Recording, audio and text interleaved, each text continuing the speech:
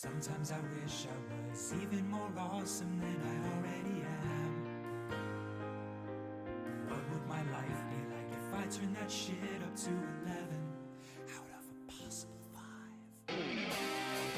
Ninja Brian, hand me my cloak, and my staff, and my horn, and that thermos of soup. I'm hungry but also thirsty, and you can kind of like eat and drink soup at the same time. Let's go!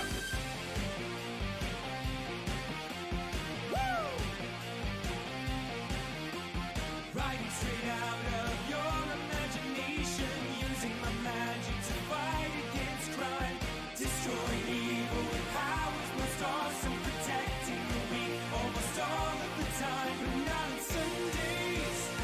Game of Thrones is on. Now is the time for a man of conviction. The world needs a hero, and I am that guy. Look! Who is that masked man? That's Ninja Brian. But shut up about him. Let's focus on me, because I am the unicorn wizard, fighting for justice on the common stars. With the help of a sidekick, Princess Angel, I'm more awesome and smarter than I already are. I am the unicorn wizard. My spells are amazing and my reflex is quick. My horn is my strength and my strength is my power, and my power is my horn, and my horn is my dick. here's your opportunity to stop listening if this song got too amazing for you. No? Okay. My life is a party, the yes to supermodels. Operation My Moon is a total success. Each day I invented the form of karate that changes the way that Japan views the West. Now that's progress. Then we retire to the chamber of passion, made in a pool of strawberries and cream. The strawberries rum and its foliage and the cream travels places you can't even dream. Ugh, I think I just dreamed it. How was it? Amazing? You mean astounding? Yeah, you do. I am the unicorn wizard. Just like Danny Saxbang, I'm handsome and strong. With the help of my hellhounds, Tinkles and Gary, you punish the wicked and break into song. I am the unicorn wizard, a superhero for the entire human race. My wand casts a spell that will unlock the door, and the wand is my junk, and the door is your face. Danny, wake up. Oh, hey, Mom. I had the craziest dream. I was the unicorn wizard. Oh, shut up. Unicorn wizard. I said shut up. You shut up.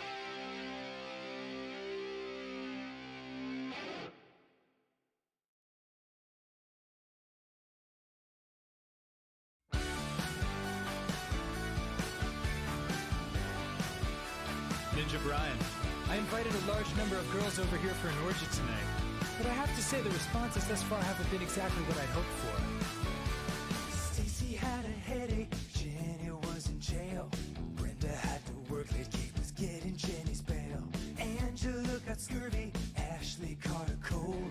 Sally's dad exploded, that's what I was told. Michelle had to play checkers, Dan was baking pies. Wendy's dad exploded too, that might have been a lie. Pam had frisbee lessons, Stella had ballet. Now I'm by myself, but I can have one anyway. So dim the lights, remove my tights. Yeah, nobody's sure, but I'm gonna have some fun. Let's get this party started. It's an orgy for one. It's me in my hand, and it's hotter than the sun. So break up the tissues. It's an orgy for one. I'm working out my issues in an orgy for one. Margaret's cat was nauseous, Jane was way too shy. Steve was not invited because he was a guy. Claire was parasailing, Brooke said she was in space. But it doesn't matter, cause I'm rounding second base. All through nights, my grass is tight. Oh, beating so hard you'd think I was a drum. And I don't even care, it's an orgy for one. I'm here all alone and I'm tugging on my thumbs. It's not just masturbation, it's an orgy for one. It's a fucking celebration, it's an orgy for one. Orgy.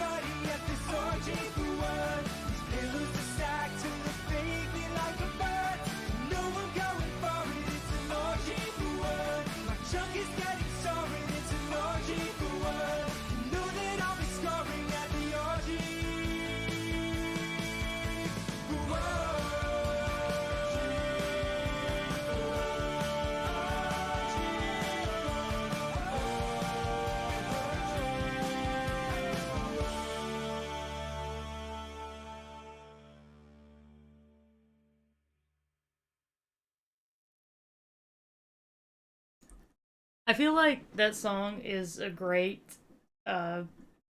reference to our streams. Nobody showed, but I'm gonna have some fun. Yeah. I love you all, I'm just teasing. Also, you may hear my voice is a little bit odd. We're both not doing great. Yeah, we're both not doing super great. We're not sick, it's mostly just like allergies and stuff. But yeah. Because our state's one of the worst with allergies, and I just came from another state that's really bad about allergies. Yeah. Hey, babe. Alright. Okay. So, by the way, before we get started, I mentioned this to Kayla, and I want to mention it to y'all. I want to see if this sounds like something you'd all be interested in. So, I think I unlock a new emote tier pretty soon. So I think I'll be opening a new emote slot soon. I was kind of thinking, you know what would be a good emote? Is like, but wait, it gets worse. or just a speech bubble that just says, but wait.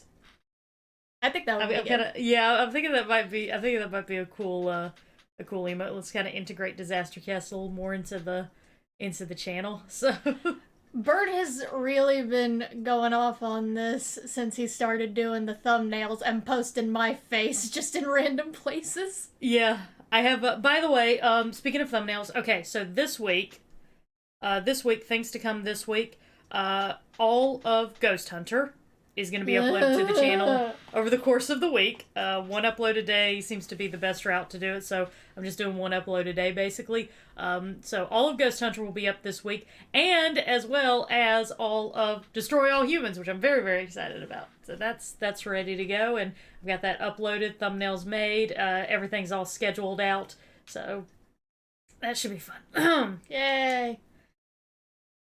And I actually am excited. I'm just... Don't sound like it.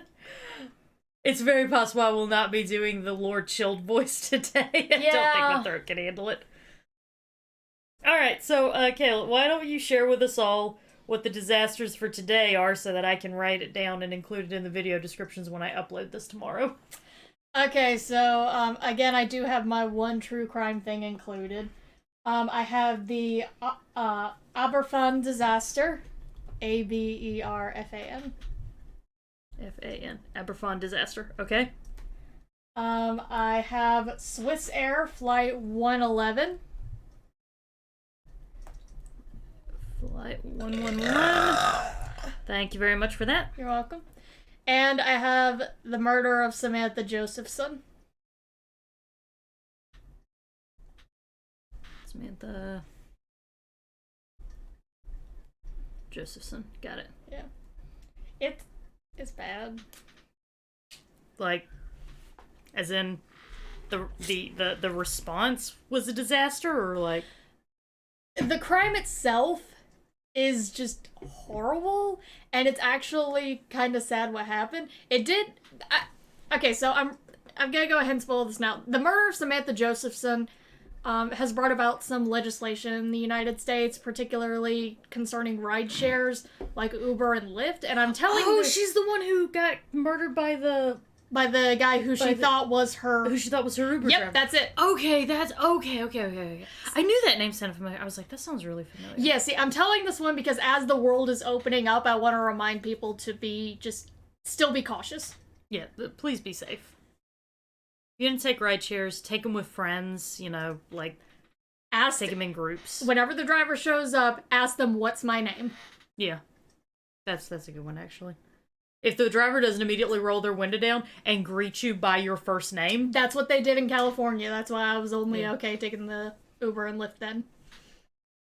Yeah, Kayla was like that with because people would pull up. That's why I got all the rides. I'd start walking towards her, and she'd like grab me by the back of the shirt and just wait, and they'd lean out their head, they'd go, Kala? Because Kayla's name is spelled differently. As you can tell from the title card, Kayla's name is not spelled normally. But that's how I know they're talking about me. Yeah. It could be a stalker and already know your name. You know what? I'd just be flattered at that point that I actually have it. No.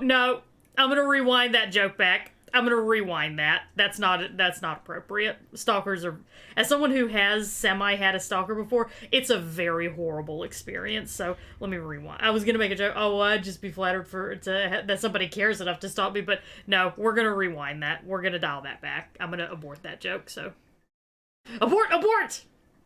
See, Sorry. this is why I take care of all the ride shares whenever we go to TwitchCon, because I have my phone up telling me, okay, what color is the thing in their front window? What ride share app is it? What's their name? What's a vague description of what they look like? And make sure they know my name. Yeah. Also, yes, Jordan, thank you for catching that Winona Earp reference. 12 minutes and 5 seconds. 12 minutes and 5 seconds for this time around. But it was worth it. All right, let me get the game started up.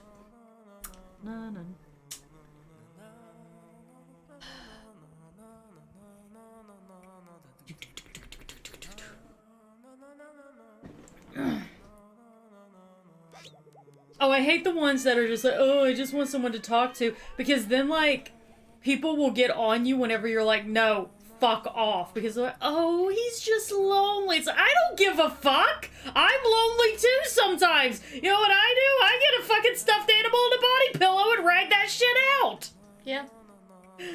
Like, I find some good cope with your loneliness like a normal person. Find some good fan fiction, and I have my body pillow, and I'm happy. Yeah. Yeah, get a pet.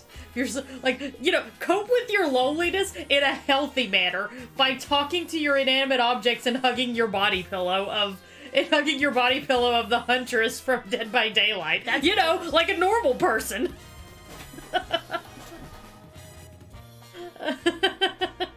Yep, go to a bartender. As long as you buy drinks, they don't care.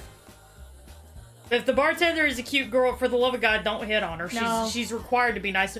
I hate whenever people... I hate the guys who ask the waitresses or the bartenders out. I fucking hate those guys. Because they're like, oh, well, she's nice. She's totally into me. It's like, no, she's required to be nice to you. That's like literally her whole time. I bet you think the strippers are in love with you too, dumbass.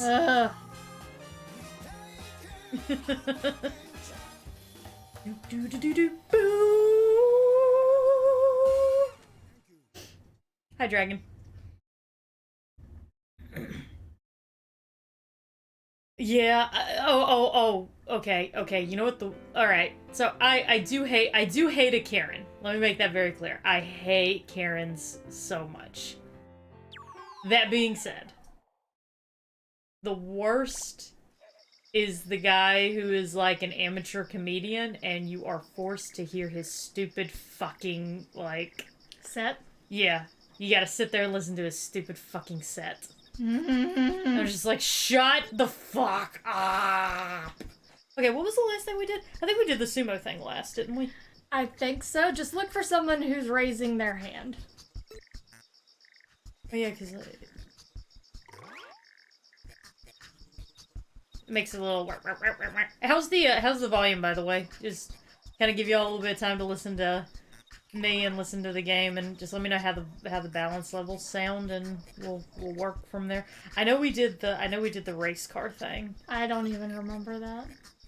It's fine so far? Okay. So here we go. Alright, here we go. Here's the person. Just look for the people politely raising their hand. I'm kind of bored. Well, look, we're only just starting the stream, alright? Like... Swiss Air Flight 111. We gotta get our motors revved.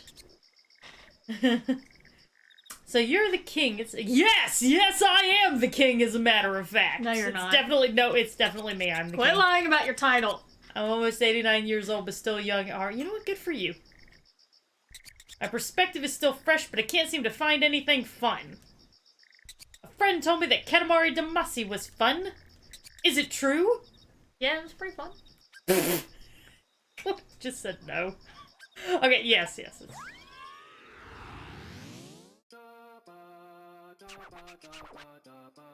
Prince's head is there boring, it is. so not fun. I knew you could not resist. You know that are options, don't you? No. I like my hairstyle, says the guy who's had the same hairstyle for about like 3 years now. The afro, mohawk, pompadour. Mohawk, you say? I could rock a mohawk. Oh yeah, you could. I could see you with like the Hawkeye kind of mohawk he had in Endgame. We just remembered we had a pompadour. We were the sharpest of the sharp. Those were the days. Sharp like the knife that cut your pompadour?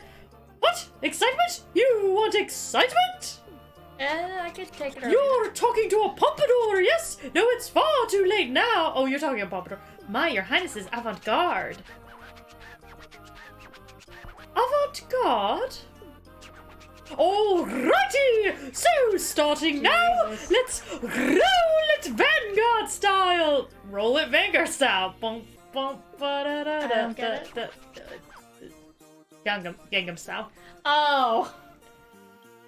Okay, here we go. Here we go.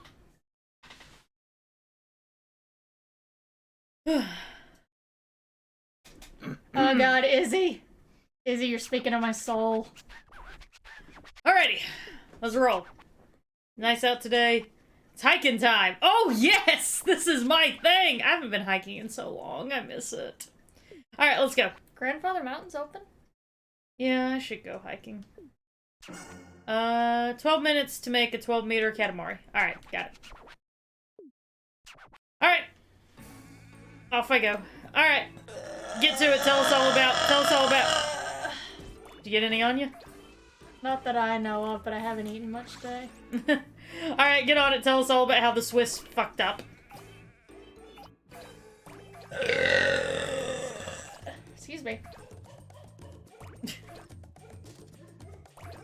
Okay, so Swiss Air Flight 111. The aircraft was a McDonnell Douglas MD-11, so it wasn't a Boeing. Holy shit! It wasn't a Boeing. We got a flight disaster that's not a Boeing. Somebody call the news. It was made 7 years before the disaster in 1991, and it was actually one of the first planes to have an in-seat in-flight entertainment system. Oh. Yeah.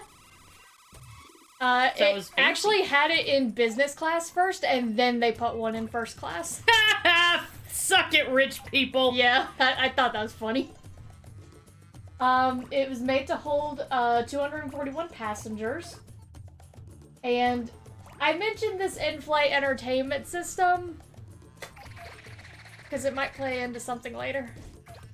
I think Jordan just spoiled it. It's a mix of a couple of things. They don't actually have a definitive answer on what happened. That's code for we're very embarrassed by what happened, so we're just gonna kind of hem and haw around it. No, there actually is an explanation on why they don't have a full idea of what happened. Oh, okay, all right. Don't worry, I did my research on this. Okay, but Jordan, here's the thing. In our streams, you cannot joke about something, because joking about things... Okay, you ever seen that meme where, like, all the little girls are, like, hanging around and they're talking and somebody says, like, something like, oh, somebody joking about this, and there's, like, this one girl off in the corner with a dodgeball, and she's labeled Apollo, and the dodgeball's labeled the fucking gift of prophecy? Yep. That is what happens in our streams. You joke about something, and it's like Apollo hits you with the fucking gift of prophecy. You love that meme way too much. It's a great meme. I need you to send me a pic of that meme blank. Okay. Because I might use it. Yeah, I can do that. I can definitely do that. Okay. Because I did the same thing. Because I will have so many times, especially during the E3 things, whenever they're previewing new games, where I'll jokingly go, like the Blair Witch. The Blair Witch one. I jokingly said, "Oh, it's Blair Witch." I was completely joking. I was like, "Oh, it's Blair Witch, probably," and it turned out to be Blair Witch, and I was like, "Oh my god." Where were we? Oh yes, we used to have a pompadour. It's a very cool look, sort of sticks out over your forehead, but that can be a problem. Mostly about the attitude.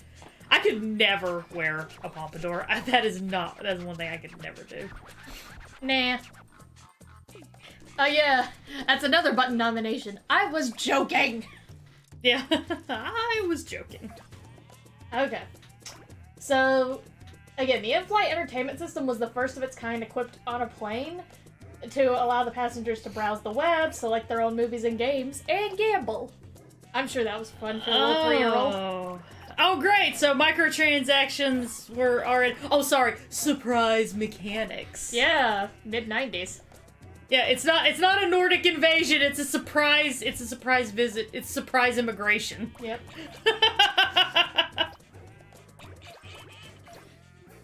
Okay. So the captain, the pilot in command, was Zimmerman, 50 years old. He had about 11,000 hours of total flying time. So, and he was actually an instructor pilot for the MD-11, the same plane that was used. So, you know, he had an idea of what he was doing. We like to hear it. I love how, like, we judge pilots by flight time. It's literally just like, this is how long they have been in the air without crashing to a fiery death. Literally, yes. Yep. We actually get a little description of his personality. I love this, because that means it's going to play into things. I thought it would. Oh, damn it. Zimmerman was described as a friendly person with professional skills who always worked with exactness and precision. And here we are talking about the last plane he ever flew. Oh, poor guy. Oh, honey. Oh. And the first officer was 36-year-old Stefan Liu. He had a do not talk about the pronunciation, leave it alone. Okay. Like, my mouth was literally just opening as she turned to look at me to say that. There's an umlaut over the O, and that's what I was taught in my German class on how to pronounce it. I thought it was called an umlaut. Didn't I not say that? You said an umlaut. I slur my words when I'm not. It's an umlaut. Umlaut. Okay. Continue. Sorry. He had about 5,000 hours of total flying time. He was a pilot in the Swiss Air Force before coming to Swiss Air. Okay.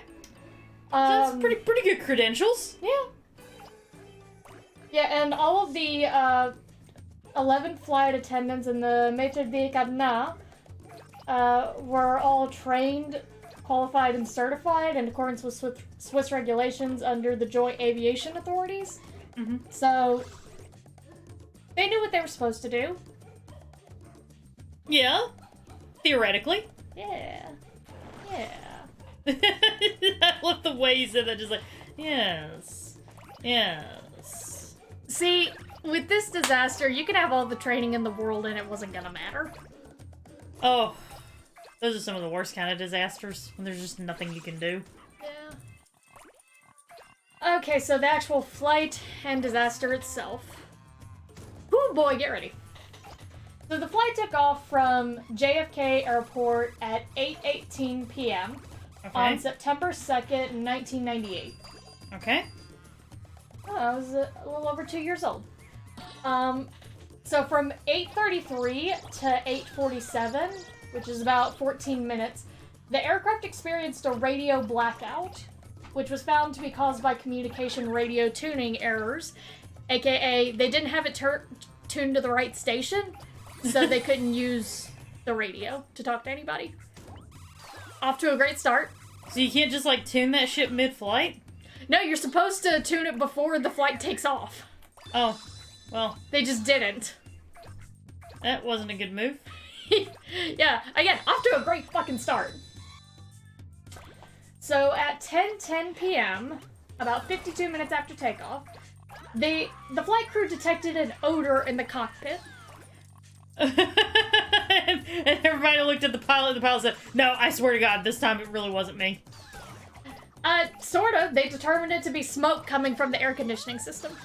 Oh, that's always great when your air conditioning is smoking. Yeah. It's always the sign of something lovely and wonderful. About to say, have you ever dealt with something like that? No, can't say that I have. So, Or at the very least, if I have, the tenant was thankfully had enough mental awareness to, you know, turn the AC off until I could get there to fix it. Yeah. So, about 4 minutes later, the odor returned and the smoke actually became visible, prompting the pilots to make a pan-pan radio call. Which, okay, so I looked this up to find out what the fuck it was. Okay. This is a radio call on boats, ships, aircrafts, what have you. to declare they have a situation that is urgent, that needs to be taken care of immediately. However, that it does not pose an immediate danger to anyone's life or the vessel itself. Okay, so it's like, okay, listen, y'all, we gotta take care of this. Nobody's hurt, but we should fix this now. Yes. Okay. That's what a pan-pan radio call is. Okay. So they made that to Montcalm Air Traffic Control, the area control center station over the Canadian province of Nova Scotia. Okay. Yeah, we aren't dying. Yet. Yet. Nobody hurt. Yet. So, give it a minute. Sorry, need a drink. That's alright. More like give it 20 minutes. More like 20 minutes. Oh, jeez. Yeah, so they indicated there was urgency due to smoke in the cockpit, but they said, oh, don't declare it a Mayday call. It's not that bad just yet. Just yet. Just yet. Just yet. Just yet. And the crew requested a diversion to Logan International Airport in Boston, which was over 269 miles away. Oh, The Canadians, thank God, were just like, no, come to the Halifax Airport in Nova Scotia. It's only like 76 miles away from you. super nice Canadians. Super nice Canadians.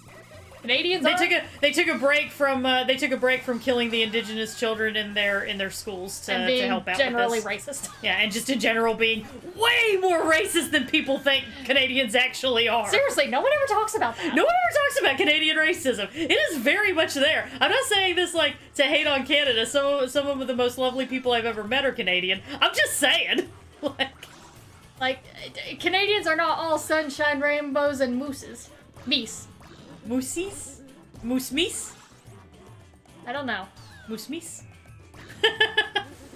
Meet majestic moose. My sister was bit by a moose once. I understood that reference. I'm glad. Okay, sorry.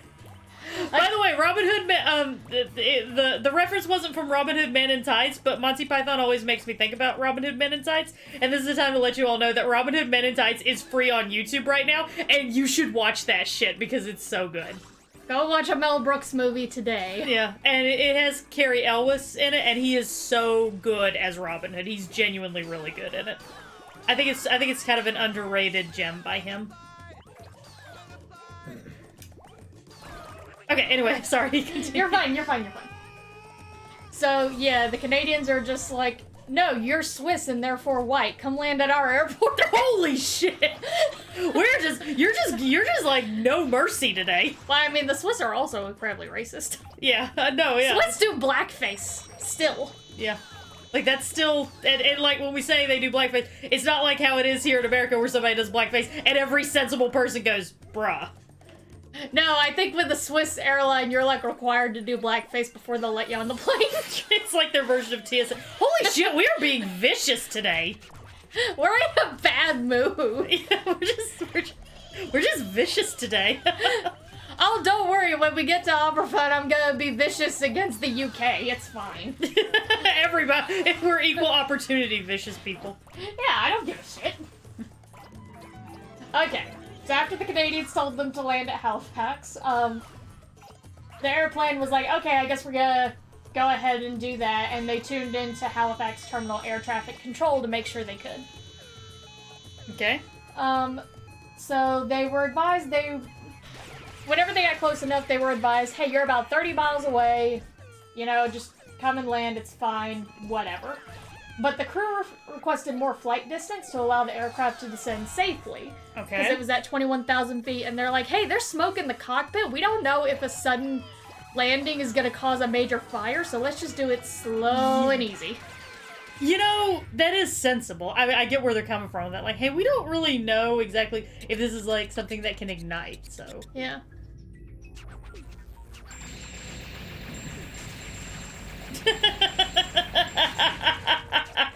Did he just kill his son? Probably.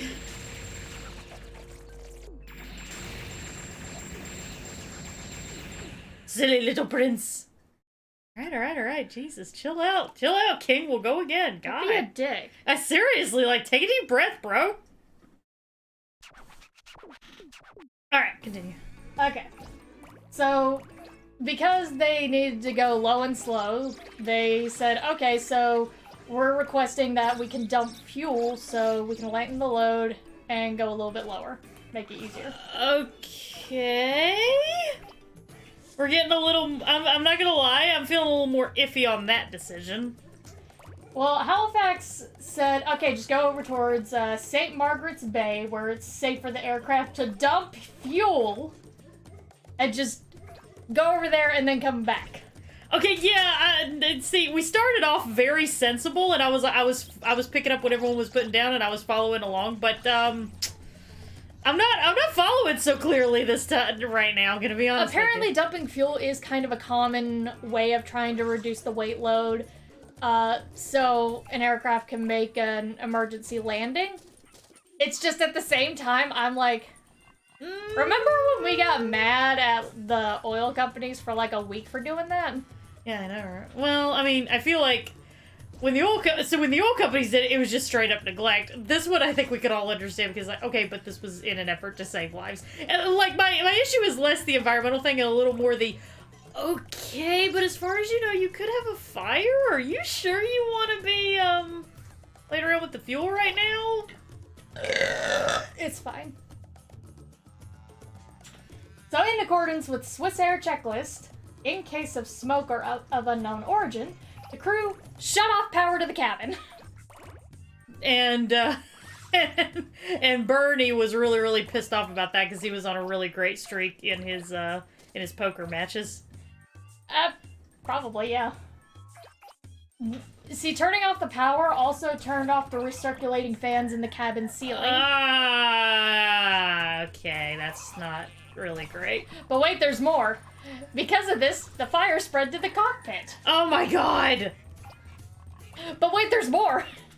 Because of this, the aircraft's autopilot completely shut down and they had to fly manually without any lights. Holy shit. Yeah. Fire in an aircraft kinda sucks. Not good. Very bad. Much smoke inhalation. Very, very much. So, at 10:24:28, the crew informed Halifax, we must now fly manually, followed by declaring an emergency. Yeah, like, remember when we said that everything was fine and no one was hurt? We lied. But, we'd like to rephrase that. Zimmerman lied! The co-pilot's taking control, just being like, Zimmerman lied!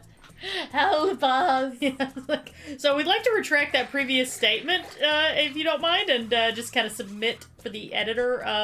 We were wrong. We were very much Good news! We have reached our fire quota for the year in 5 seconds. No retractions allowed. No beta. We die like Monet. No take-backs. No take-backsies. Okay.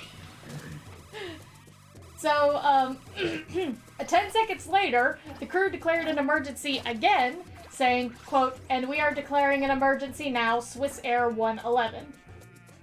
But wait. Oh, God. This was the last transmission received from Flight 111. Wait, so their last words were, but wait? No. Oh, okay. My words were, but wait. Okay, so the but wait was from you. Yeah, Not that from was me. okay. That If they had actually said, but wait, I was gonna be like, holy shit. It's a sign we're definitely making but wait an emote now. God, I wish. Okay. If any one of you are in some grand disaster and you're making like a last transmission before you explode in a fiery ball of fire, if you can make your last words, but wait, it gets worse, I would really appreciate that. Like, we would have a memorial to you and everything. We'd sue the government Basically for what money. we're saying is, if you find yourself in an incredibly dangerous situation, please take a moment to think, okay, well, how can I make this even more awesome whenever Bert and Kayla talk about it on DisasterCast? Okay. So it was at 10:24:38 whenever the last transmission came in. Okay. So the aircraft flight data recorder stopped operating at 10:25:40. Excuse me, I'm very burpy today. I've noticed. And immediately after the flight data recorder stopped working, the cockpit voice recorder stopped working. Okay. Oh, God. Yeah, so the aircraft's transponder briefly resumed transmission of secondary radar. So, the thing giving off the radar location of the plane still worked for Kinda. for 14 seconds. Oh, great. Yeah. You get like 14 seconds to like really get an idea of how fucked they are. Yay! Kind of, because whenever it was reviewed, they saw the aircraft's altitude was 9,700 feet. That's not great. That's not great. And this was right before it shut off.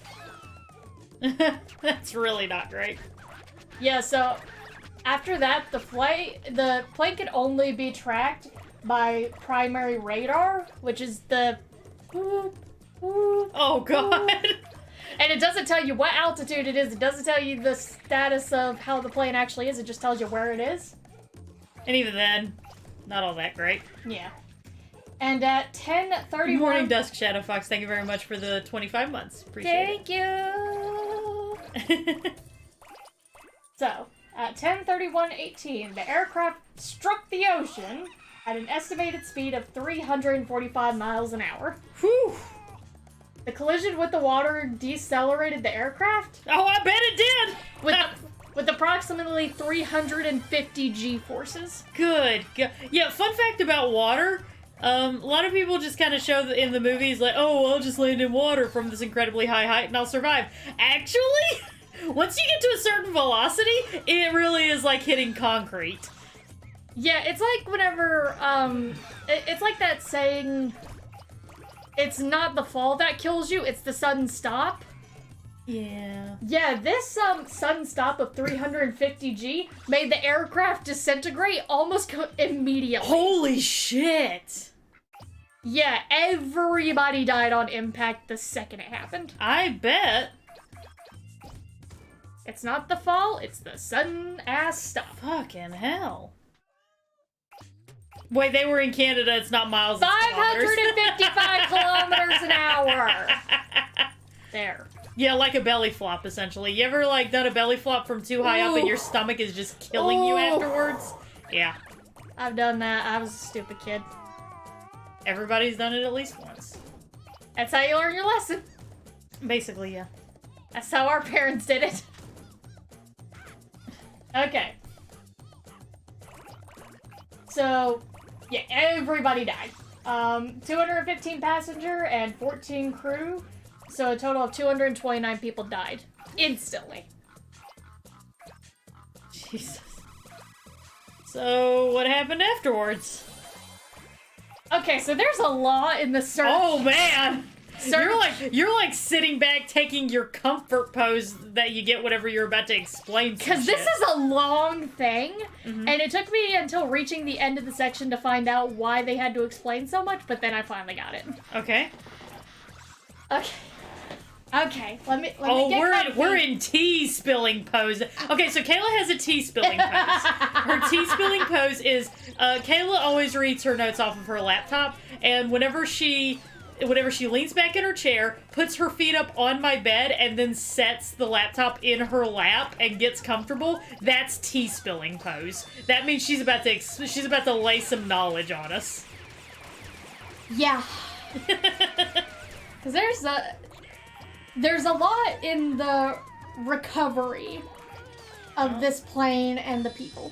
Okay. Well, more the plane. Like, we get 2 paragraphs of the actual people being recovered.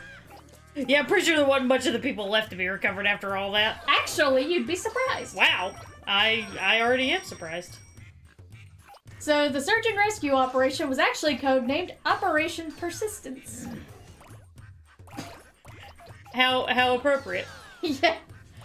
And it was launched immediately by pretty much every naval and air faction of the government in Canada to try and recover this plane. Mainly so we could find out what the fuck happened. Like, they pretty much knew no one was alive. So they're like, okay, we gotta get the parts. Gotta pawn them, I guess. And actually, the first rescue resources to arrive on the scene were volunteer units, aka people in the Nova Scotia area in St. Margaret's Bay who happened to own boats and heard this loud crash at 10:30 at night. Oh, there's a plane went down over there, eh? Guess better go help out with that, eh? Literally, yes. Anyone who, a whole bunch of people who just happened to own boats in the area, they were just like, let's go check that out. Francis, get your boat. We're gonna go help these people, eh? Okay, I promise I'm gonna stop. I'm sorry. I'm really glad B wasn't here to hear this crap thing. I'm really glad that Jordan's the only person, like one of the few people in the Erper group who actually watches my streams, because I'd have really pissed off all the Canadians just now. Jordan, you're not allowed to clip that and send that to them, okay? Do it. No, you're not allowed. Don't do it. Do it. Okay, continue. So they were eventually joined by helicopters, an operational training maritime squadron, Okay. and the location itself was about, I want to say 20 to 30 miles away from the Nova Scotia Maritime Military Training area. Mm-hmm. So they were just like, okay, lads, here's a perfect training exercise. Load up them boats, we going hard. You just know that somebody there was like, I wish we had a really good training exercise to make sure that these guys have learned everything they need to learn. Well then. Off we go, boys! It was 1998. Well, let's not look a gift horror in the poo pipe. Off we go, everyone. Okay. So, there was a law including health services. Oh, Izzy, this was in 1998. Yep. So, like, health services, boats, even a submarine came out, and some helicopters. Wow, fucking a submarine showed up just like, hey, what's up? Can I help? The submarine actually does help later. Oh my god. Yeah, so the emergency health services showed up about 30 minutes after the crash, and they didn't, like, stand down until 3:30 a.m. whenever they realized, oh, there's no one for us to actually save. Oh, well. So how are y'all? Yeah. Yeah. Just literally just looked at each other and said, okay, well, this is awkward. We were kind of ready to save some people, and, doesn't look like that's gonna be happening today. So, by the afternoon of September 3rd, this was this was the following morning and afternoon. Okay. That's whenever they realized, okay, there's definitely no survivors here. Like, we're not finding anybody alive. Like, guys, like, one of them swims back up, says, hey, so, I've been playing Marco Polo for about the last 3 hours, eh? And, nobody's responded, eh? So, probably ain't no one here, eh? I mean, unless they're playing fish out of water, eh? Which, that's very much against the rules, eh? And we don't tolerate that here in Canada, eh? Am I doing Minnesota or Canadian? I don't even know anymore. I I don't even know. I'm just trying to channel Letterkenny at this point. Izzy said, look, a survivor's waving at us. That's two sharks fighting over a severed arm, Billy. You got a little bit Scottish on that one. I'm not gonna Sorry. lie. I'm not good at accents. I'm not either. You just go hard. Okay, so because of the hard force of the aircraft hitting the ocean, most of the debris sank to the ocean floor, which was only about 180 feet deep at that point. Oh. I mean, yeah, it's almost 200 feet, but it's still not as bad as it could have been. You know, it's not too much of a dive. Just a little bit. Enough for a submarine to fit in there. the guy with the submarine was like, they all laughed. They all fucking laughed when I showed up with the submarine. Helen well, left who's me laughing over now? this. Well, who's laughing now? And like, you know, he's just like smugly looking at his wife, just like, ha, you said that we wouldn't need the submarine, Helen. Remember when you said that? You remember when you said? I remember when I said that. Yeah. Well, who's laughing now? Looks like it's you, Ted. Damn right, it's me who's laughing now. Ha ha ha ha ha ha ha ha ha ha ha. So we're still gonna take a couple minutes to get to the submarine. Okay, well, Ted will have to wait for a little bit longer. Ted will just have to wait a Ted's couple just more gonna minutes. Ted's just gonna sit in the submarine and smugly smug at Helen for a little while longer. You're still gonna take out the trash, Ted. Okay. We're having way too much fun with this, considering that it is a very terrible, We're trying to make it fun, goddammit. That's true. Okay. So some debris was found floating in the crash area, and, of course, debris washed up on nearby shorelines, as the weeks went on. But most of it had sunk down to the ground. Yeah. And, Makes sense. see, it stayed there for a little bit because the initial focus was on the recovery operation was, finding the human remains.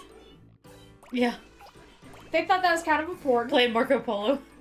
And also finding flight data recorders, because they only have Okay, so I learned this in a Mayday episode because I've been watching them recently. Okay. So flight data recorders, for the most part, they do have this homing beacon signal that immediately goes off the second they hit water. Okay. But it only has enough power for about 30 days. So you gotta be real quick on finding out whenever a plane has crashed and getting that flight data recorder. Because if it's not found within 30 days, that thing's pretty much gone, unless you happen upon it. Okay. And the odds of that are pretty... So wait, that only activates when they hit water? Yeah, the second they hit water. That's kind of dumb, because now I'm sitting here like, well, fuck. Those survivors in the Andes Mountains sure could have used that shit. Yeah, they could have.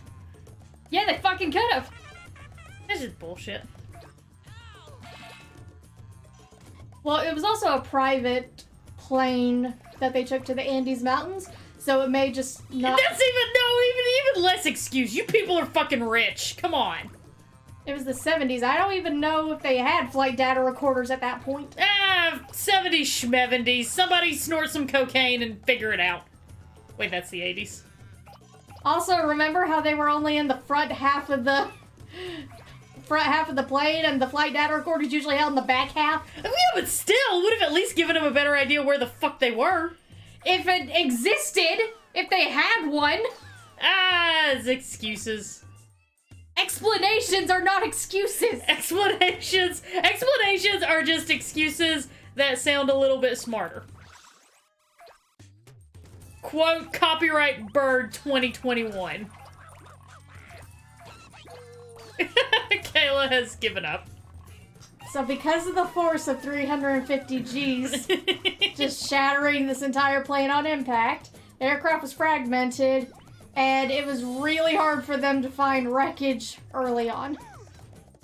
Because, shit kind of went everywhere, or it just... Poof. Or it just went... Poof. That shit got Thanos'd. Yeah? Okay, so we're gonna talk about the victims for a minute here. Oh yeah, those things.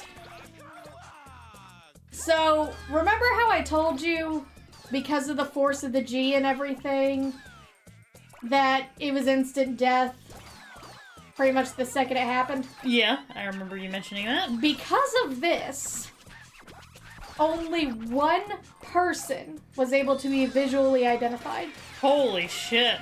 Everybody else, they had to find out who they were through fingerprints, dental records, x-ray comparisons, and eventually just DNA testing. And then just like, well, we haven't identified these 3 passengers, and we got 3 more left, so, No, wait. We just identified that. Okay, so 2 more passengers need identification. We've only got 2 bodies. Alright, here's how we're gonna do this. Let's flip a coin. Eeny, meeny, miny, mo. It's cute that you think they were in bodies and not in pieces. That's fair. So I think this is a whole person, but I'm not sure. Which, if so, we got 2 whole people left and 2 more bodies to identify, so, eeny, meeny, miny, mo. You've just attached 2 left arms to a torso, Phil. Oh. Well, I mean, part of this really is just artistic integrity when you think about it. You joke. You joke. Yeah, assuming this is the right arm. So, divers worked on the recovery of the parts in the data recorders for the most part, and a request was made by the government of Canada to the government of the United States for a larger dedicated salvage recovery vessel. And Okay. apparently we actually listened and gave it to him. We're I'm just surprised. like, here's the USS Grapple. Have fun. The USS Grapple? Yep. Excellent.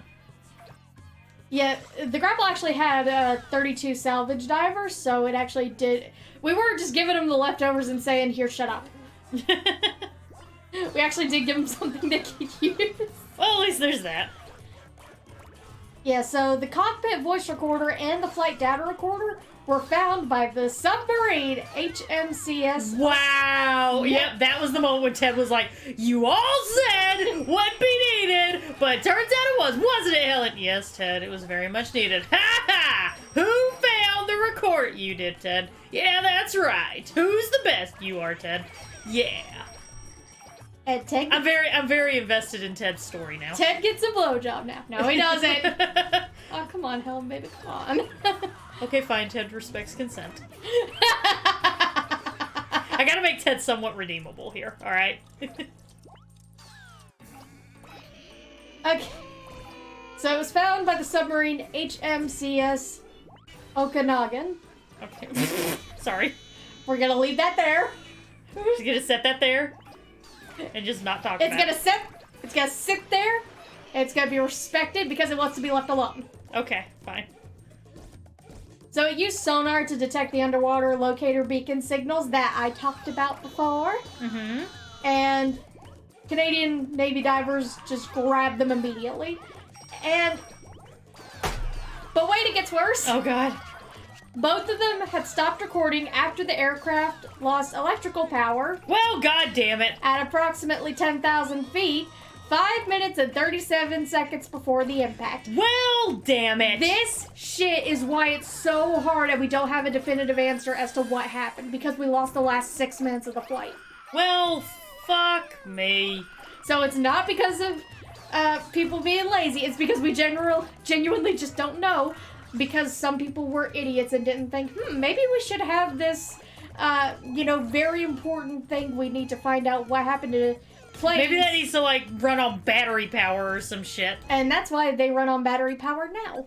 Oh, that's good to know. Yeah. So the recovery operation went on for about 2 or 3 months, I believe.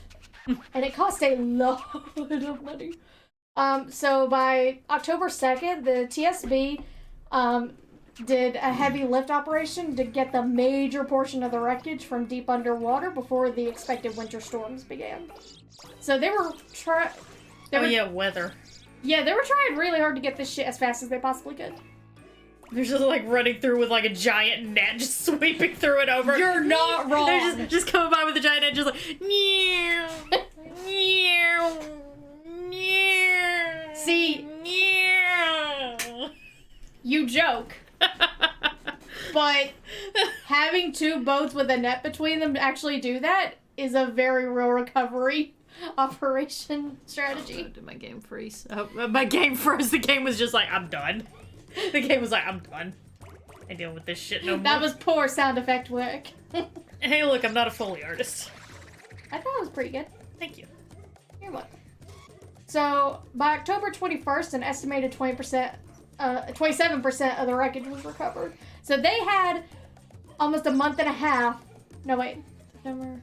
Yeah, a month and a half. And only had less than 30% of the wreckage. I mean, all things considered, still not too bad for a month and a half. When Yeah. you consider everything. Yeah. The final report on the incident that happened in 1998, the final report wasn't released until 2003. Holy fuck. You want to know why? Because they didn't know anything? Well, there's also another reason. Oh, is this where we get to the corruption part? It's not corruption. Incompetence? No. Oh, fuck. Okay, tell me. Well, first, let me do one thing about the victims, because we gotta remember about the victims. Oh, yeah, that's right. People died. People died. So, response to victims' families and friends. JFK Airport Ramada Plaza, aka Heartbreak Hotel, housed the relatives and friends of the victims. And Jerome Hauer, the head of the Emergency Management Task Force of New York City, I assume he's got good job stability, said that Swiss Air and Delta Airlines were so quick to respond to the accident, and that was a good thing. But then he turned around and said Trans World Airlines was shit. Wow. Jesus. They just threw some shade, huh? See, he said Trans World Airlines was specifically bad in its response to the TWA Flight 800 in 1996, and basically saying the Swiss Air and Delta did a better job. So, wow. So it took him, like you just know that he had to do some paperwork from that shit whenever Transair Airlines fucked up. And you know he had to do a shit ton of paperwork, and he was just like, I swear to God. I've been holding on to this for 4 years. Like, that man was holding a fucking grudge, and you know what? I respect that. Not 4 years, 2 years. My apologies. That man was holding that grudge tight for 2 years, and you know what? I respect that. Yeah. Okay, so the examination of the wreckage. This is what is... It's a big thing. I feel like this is something that you're gonna get mad about while you're talking about it. I understand why they did it, because they didn't have a full explanation as to what happened, but at the same time, god damn. Oh, this is gonna be good. It's just a method that takes so much time. Okay.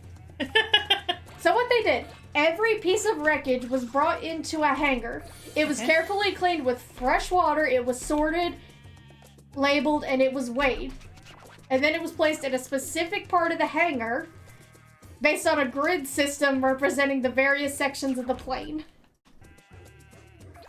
So, all items not considered significant to the crash were stored in large boxes and put in the back of the hangar, basically. Oh my god. They just like stored it in the storage unit. Yeah, when a box was full, it was weighed and moved to a custom-built temporary structure on a discontinued runway for long-term storage. Wow. You can see why this shit took a long time. And then the dudes from Storage Wars would come by and be like, "Hey, I give you $20 for that." So if it was deemed significant, it was documented, photographed, and kept in the active examination hangar. And they were mainly looking for pieces that had heat damage, burns, and other unusual marks, because all they knew was that the pilot smelled smoke and then a plane was in the ocean. Well, you know, maybe the pilot had some very traumatizing experiences with, like, forest fires, and he just got a little overzealous with his solution for the fire. Yes, that's exactly it. I mean, it could, for all they knew, it could have been, by that point, for all they knew, it could have been exactly what happened. The front 33-foot section of the aircraft, from the front of the cockpit to near the front of the first-class passenger cabin, was completely reconstructed. Okay. That shit takes a lot of time.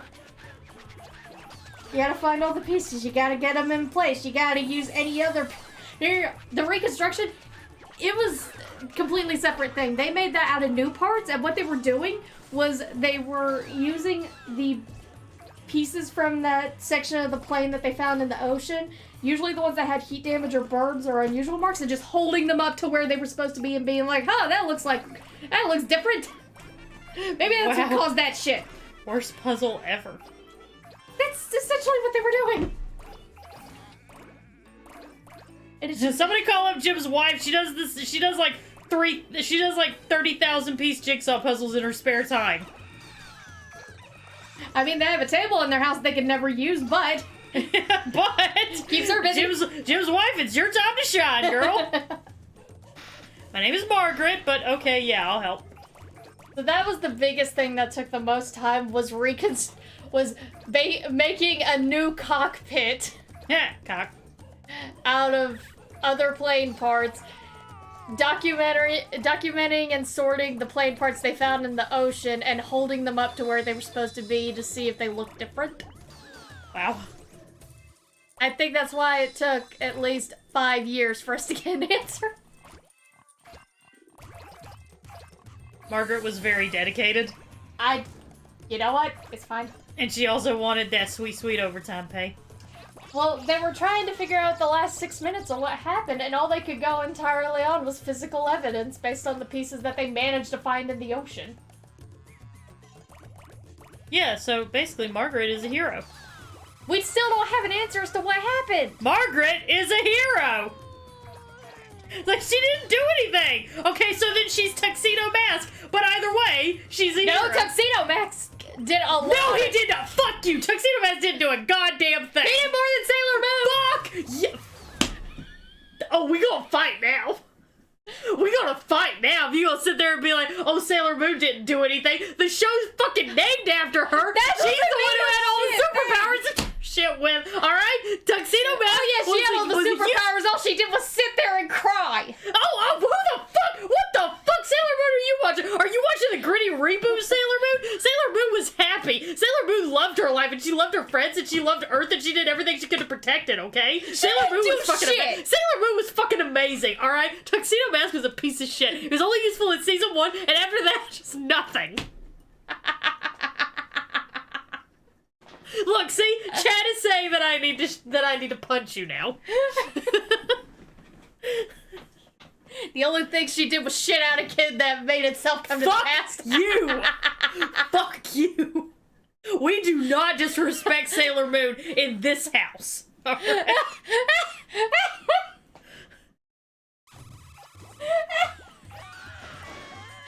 I did like the Sailor Moon doll we had in the house. Fuck you. I did!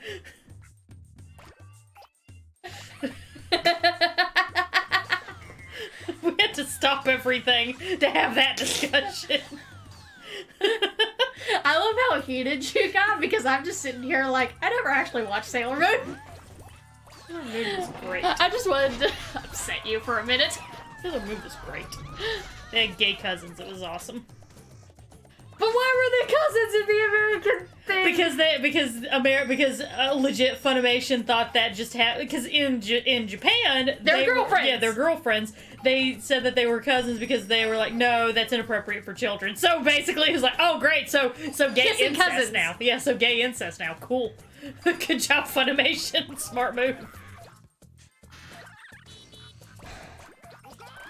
So it was the largest and most expensive transport accident investigation in Canadian history. Mm-hmm. Cost about $48.5 million US. Mm-hmm. And we still don't know anything. Yeah, just so Margaret can play her puzzle. Okay. So again, the cockpit voice recorder, they couldn't use damn near anything because it cut out the last 6 minutes of whenever shit really went down. Right. So the moments, the last 6 minutes, those being the moments whenever somebody says, okay, this is exactly, we're going down, and this is precisely why. But Uh-huh. okay, here's some shit. Okay. So the cockpit voice recorder usually operated on a 30-minute loop. Right. So we would record 30 minutes and then record over that with the next 30 minutes, yada yada yada. Mm-hmm. So it only retained the last half hour of the flight before the 6 minutes before the crash. Okay. And excuse me. The recording and transcript of what was said was covered to be a strictly privileged thing under Section 28 of the Canadian Transportation Accident Investigation and Safety Board Act. Okay. We don't know what it said. Ooh. Yeah, it was not Ooh. publicly disclosed. The only thing we were able to get were the air traffic control readings that weren't strictly privileged. But, you know, we can only hear what air traffic control said to them. We can't hear what was said by the plane, Okay. which is some shit. Are there any theories as to what was said in the plane? Besides, oh god, we're about to die? No. Oh shit. Yeah, the transcripts were released within days of the crash. But the air traffic control audio, the actual, like, recordings of what they said to the plane, that wasn't released until May 2007. What? And this was only because they won a ruling at the Federal Court of Appeals. Okay. That's kind of... I mean, I hate to sound like Alex Jones, but that's a little bit sketch, not gonna lie. Yeah. you can find it on the Toronto Star website if you want it. I don't know what to tell you.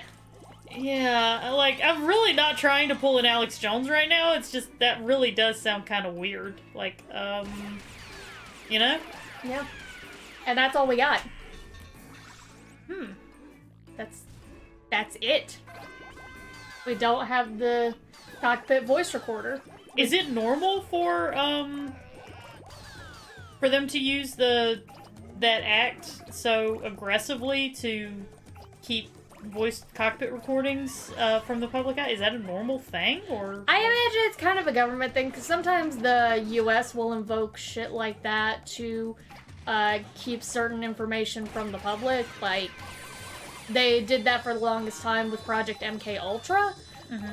So I imagine the Canadian... I'm pretty sure they didn't have any... I'm pretty sure they weren't MK Ultra-ing into... I don't think they were doing that, but at the same time, I think maybe the Canadian government could see how it could possibly be their fault of something happening, so they're trying to hide that. But again, I don't know how that could happen.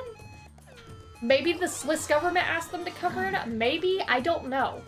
I just don't know. And I Either way, it's kind of a little bit weird. Oh yeah, it's definitely fucking weird. Come on, you're almost there. I'm trying. Yay! Got it! Yay, I did it! So, because we don't have a definitive cause, we have a probable cause.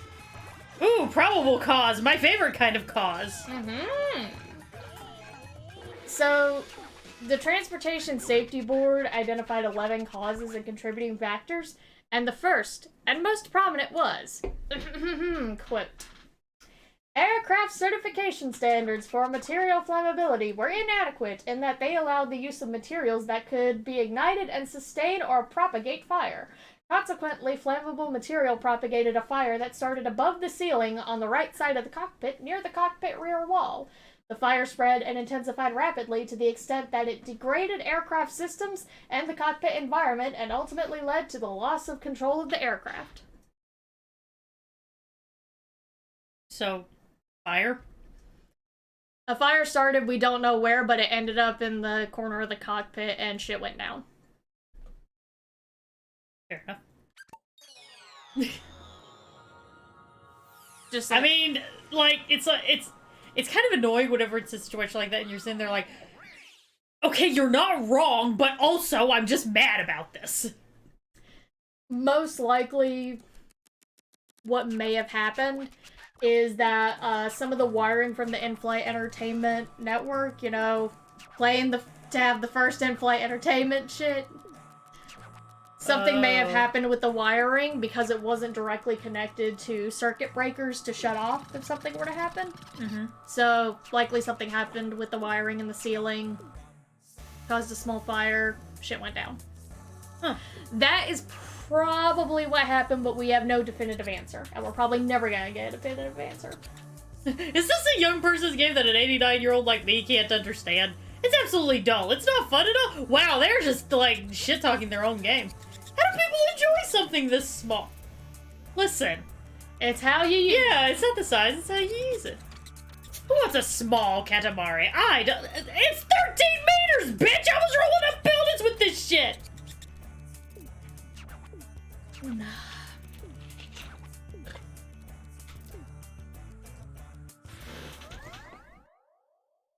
So yeah, that's the probable cause of what happened. Fire started because of in-flight entertainment, spread through the ceiling, and then yeet into the ocean.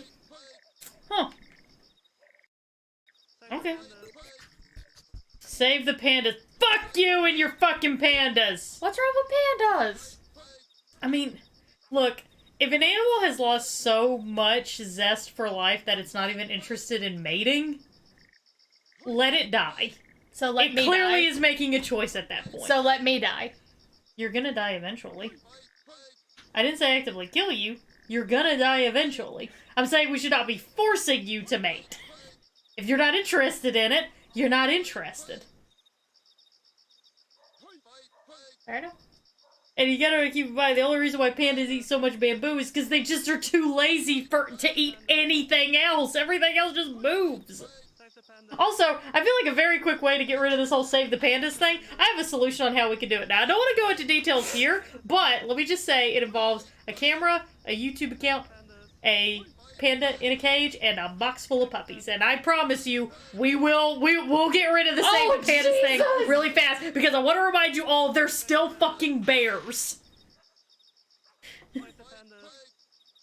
And you can also get chlamydia from a koala, but we're still saving those. Yeah, but at least the koala's got some fight to them.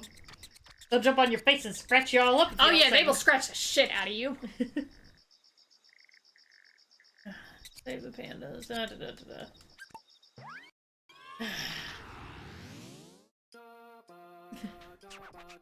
Oh, Jordan's got opinions. We're gonna have to invite him onto his stream one time. Just okay, talk about the pandas and the koalas. Tell us all about it, and just let him go. I'll play Katamari Damacy, and he'll just go. See, I want you two to fight over this. Meanwhile, I'm over here at the side narrating like it's a WWE match. I will watch WWE just to learn how to narrate a match.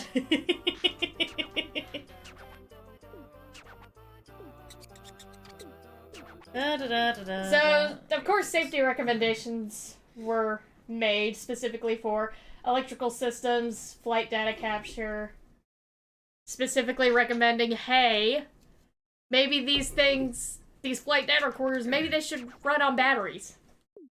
They were like, yeah, that might be a good idea. And they, weirdly enough, they also, like, really heightened and noted the, God, toilet paper everywhere. Oh my god, this is great! To get us ready for the next shortage that is to come. Yeah. How long do you think we got until it comes? Whenever they announce another lockdown. You think they're gonna do another one? Yeah, I do. Yeah. It'll be a lockdown of the unvaccinated. I think, okay, it's gonna go one of two ways. Either we'll have another complete and full lockdown, or we'll have a lockdown that will involve vaccine passports. Well, I actually talked with Mom about this whenever I was visiting. Her work, whenever you got vaccinated, they asked, just let us see your Proof of vaccination. Proof of vaccination. We'll make a copy and have it on our records just in case. And if they have it on record, then you don't have to wear your mask at work, but they're going back to making them wear masks again. Yeah, because too many people don't want to wear their masks, and now Delta variant. Oh boy. This is the worst group project I've ever been a part of. Yeah. And I've been in a lot of bad ones. Yeah, I've been in a lot of shitty group projects, but this is easily the worst. Yeah.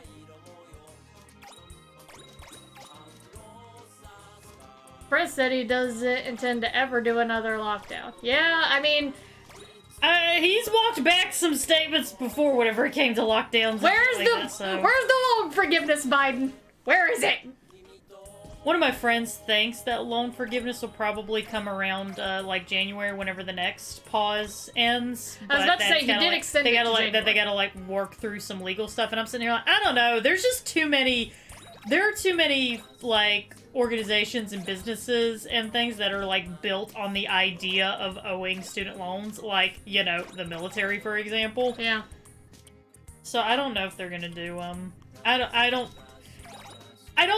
I don't like the odds of loan forgiveness, is what I'm saying. I don't like the odds of it happening.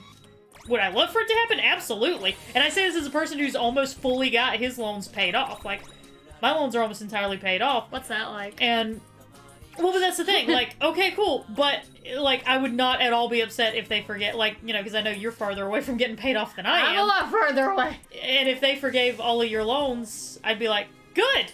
I'd be happy for it. I'd be like, fuck yeah, good for you and everybody else who got their loans forgiven. Even if they don't do total forgiveness, I'd just be happy with like, okay, we'll forgive up to a certain threshold. Yeah. Like, even if it's just half of what I owe, I'd be happy. Yeah. Sorry, that All hail got the real. great Cornholio, prophet of the plague. You're not wrong, Rakuto. Yeah. Yeah. What? Just, yeah. We got distracted. But We that's don't- like the fun subtitle of these streams. DisasterCast. We got distracted. That's the new emote button. Just both of us look around saying, what? Well, we'll get a button that just says focus. And everyone just spams it whenever they're like, get back to the store! Whenever we're getting too off topic, everybody just starts spamming the focus emote. Yeah, interest rates is kind of the big thing that gets you when it comes to student loans. So the thing that gets you with student loans, okay, so the thing is, okay, so you cannot apply for a student loan unless you have decent credit, which a student loan is something that you apply for when you typically do not have any credit, because it's usually being applied for by kids straight out of high school, you know? So you gotta get somebody to sign on the student loans who has good, like, repayment history, you know? Yeah. Which it's always gonna be your parents. Well, here's the thing. That also means that if you die, you can't even get out of the student loans then, because your parents also signed their names on it. Yep. So now they owe your student loans. Yep. And that's fucked up. It is fucked up. Yeah, unless you get the ones that are federally backed, which have limits, very high interest rates, and no credit requirements. But that's like very, very high interest rates. Yep. I want to try again. I'll try again. Okay, sorry. You if you want, you can continue now. I just got very focused on. Sorry, I'm handling something real quick. No, you're fine. Ugh.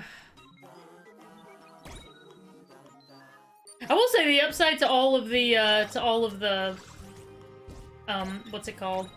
To all the lockdown-ing and all that shit is, with the work from home thing, I am saving quite a lot of money, not gonna lie. Like, every single paycheck I get is basically going straight into my savings. So, at least I got that going on. What's that like? I mean, I still have to, you know, do the work, which sucks, but fingers crossed, maybe that'll change soon. God, if a spot would just open up in KSP, I'd be happy. You know? Yeah. I'd be ecstatic, but I gotta keep watching it. Nicole's keeping an eye out for me, but still, you know. Because I don't know what my odds are of getting either of the jobs that I applied for. They're like, they have a pay raise. They don't have any requirements that I don't meet, but they have a pay raise, which makes me think they're probably going to take someone who's been with the company longer than me. You know? Yeah. I mean, you know. And of course, you know, it's going to be a while before they answer. So. Okay, sorry. I got focused on all of that. I got focused on my insecurities, everybody. Because I don't know what my odds are of getting either of those jobs that I applied for. I believe in you. Well, thank you. Sorry, I had to check on my... And have you seen that? Okay, have you seen that one story from that one girl who was like, yeah, so I cut my hand open on the shower door and completely mangled it, and so my renter's insurance, like, paid out, like, $29,000, and I used that to pay off my student loans, and I was like, oh my god, so literally the only way to get our student loans paid off is you have to mangle yourself. I just got a notification about how I unfortunately missed a credit card payment because I couldn't afford to pay it. So, I mean, I get it. I'm close to that point. You need some money? I don't want to take money from anybody! You're not taking, I'm giving. I don't want to... I'm giving it. You want it? I kind of do, but I don't want to ask you for money. Yeah, send me a link to send it to and I'll send you some. You're not asking, I'm telling you that I'm gonna do it. I just got done saying I've got plenty of money because I don't go anywhere. Yeah, but I feel bad taking money from anybody. It's the pride. Well, you're not taking, I'm giving it to you. Maybe it's because of the... It's gonna show up in your bank account no matter what, so... Might as well just accept that it's happening. Vamp for a minute, let me get a PayPal link. Okay. Just DM me the PayPal link and how much you need. Okay. Okay. I don't have a Venmo. I never set up a Venmo. I don't know how to do Venmo. Because I am not smart, guys. Yeah, you are. You've just been a little focused on other things. Besides, look at it this way. Whenever you get that medical coding job, you will be making fucking bank, and then you can take me out to like that sushi place that I really love to make it up. That's why I want it so bad. I want it so bad. Yeah, you'll be making bank, and then you can get everything paid off, and then you can take me out for sushi to celebrate. Okay? Okay, I sent a request to your PayPal. Thank you. Alright, see, that was way more money. I did a lot better that time around. I'm happy with that. I'm much happier with that. I mean, main reason I'm getting the medical coding thing is because they pay a minimum $20 an hour. Yeah, medical coding apparently pays a lot of money because it's like boring. Is that? Yeah, it's just like, and like I imagine for someone like me who's extremely empathetic, it would be a difficult job because I'd be like seeing all these ways that people have been messed up, and I'd be like, oh, you poor person, you know? Yeah, I gotcha. I guess medical coding, it looks like the whole job is you're looking through these 2 books to figure out how to let the insurance company know what happened at a doctor's visit, and the most you have to do is you have to either call the doctor to find out what happened on an office visit if you don't have clear enough notes, or you have to call the insurance company to clarify some things. So you don't actually talk to anybody. I mean, that's the main reason I want it. I'm just like, I don't want to talk to fucking people. We raised up all this money. He's like, I'll just take like $4.50. I'm just like, what the fuck, dude? What's it like only needing that much? I know, right? Okay, I'm sorry. So the legacy of Swiss Air Flight 1... God, this is taking much longer than we usually do. We've been getting very distracted, so... You know what? Shit's rough right now. What is the code for a torn... Okay, so actually... Oh my god! I can find the code for that. I just need to know the specifications of, is this your first visit to this doctor, or is it a simple ER visit? What caused the tear in the rectum? Was it a foreign object, or did something bite you? What were the circumstances of what exactly happened? How many stitches did the doctor need to do, or is this an ongoing issue that you need to come back and visit for? I need to know all of those things in order to properly code it. But I can code that. It's weird shit because you have to code both the problem they came in for and what steps the doctor took to take care of the problem. Okay, so if I come in to my doctor, and it's my doctor I normally see, and my anal rectum is torn. What other rectum are you looking at? My rectum is torn due to having sex with no lubrication, which was a very, very terrible idea on my part. And I do have insurance. And there is mild bleeding, but it's mostly just very difficult for me to sit. And I am prescribed antibiotics and some topical cream to help heal the tearing. You can code that? Yes, I can. I can code all of that. With all that information? That is all the information that I need. Holy shit. And Izzy, with that information, ER visit, accidental penetration via a foreign body, namely a plant, and how many stitches were done? Yes, I can code all of that. Holy shit, that's crazy. I need to know all of that to properly inform the insurance company. They need to know all of that. So when the doctor is asking you how did you... They're not just being nosy. No, they're not being nosy. They actually need to know that. So, moral of the story, y'all...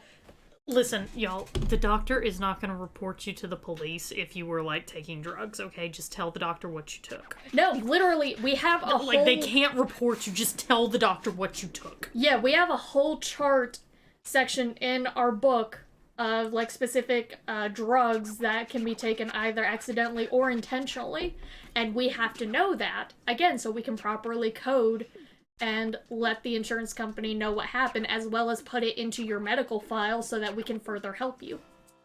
Yeah. So, please just answer that. We're not giving you shit if you come in here because of drugs. We need to know that. Yeah, we just need to know. Yeah, whenever a doctor's asking you embarrassing questions or things that you really don't want to answer, you have to answer them, because otherwise some schmuck from the insurance company is going to have to call you and ask the same question. And I promise you, the schmuck from the insurance company is going to be a much bigger dick about it. Yeah. And you're right, Jordan. They also need to know what you took so you're fine. They also need to know what you took so that they don't make something that exacerbates it and they can counteract the issue that you're having. That's why they ask you what medications you're on, whether you've been dealing with like anything physical today or in the past couple of days. Okay. So all the questions that doctors ask you whenever you come to see them, they're actually very important. And it's not so they can make fun of you, it's so that us, the medical coders, can tell the insurance company what happened. Is this thing even getting any bigger? I don't know. I don't either. It doesn't really look like it. Yeah, like, it doesn't look like anything's happening. Oh. Okay, I guess now I can pick up things. I guess? That was weird. I don't know. Oh well. So the legacy of Swiss Air Flight 180. We actually lost a Pablo Picasso painting. Wait, really? Yeah. Aw. That sucks. It was on board and it was destroyed in the accident. Aw. That sucks. It does suck, because it reminds me of the art museum in Boston that got robbed, and all you can see are empty frames where the paintings once hung. Aw. Is it getting any bigger? I can't tell. Just keep going. Just keep going, I'm sure it'll be fine. It's fine. It's fine.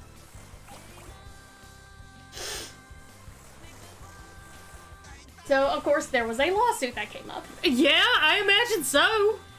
So, in September 1999, Swiss Air, Delta, and Boeing, who had acquired the Boeing, McDonnell who got a very brief moment of getting to brag about how they weren't the shitty ones this time. No, they actually bought the airline, not the airline, the... So we'll teach you how to properly crash. Yeah!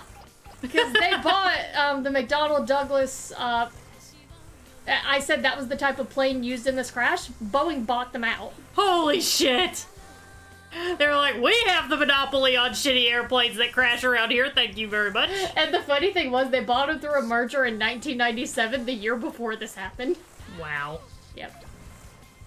I remember how at the start of this I said, wow, it's not a Boeing for once? And you just looked at me? Yeah. So, they agreed to share liability for the accident and offered the families of the passengers financial compensation. Okay. The offer was rejected in favor of $19.8 billion suit against Swiss Air and DuPont, the supplier of the insulation sheathing inside the plane. We'll only accept it if you will give us $100 billion.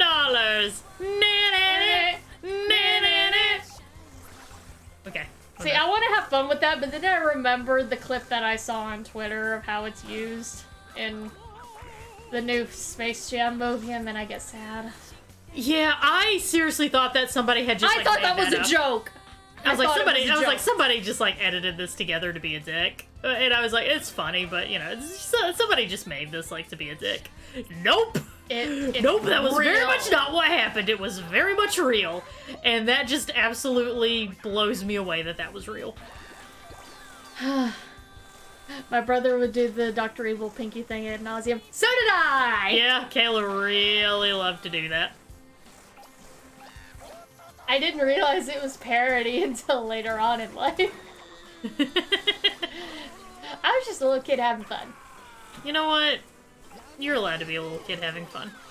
So anyway, the U.S. federal court ruled against the punitive damages in February 2002. So they said, okay, you can sue them for compensation appropriate enough for the damage caused, but you can't, like, actively try to punish them.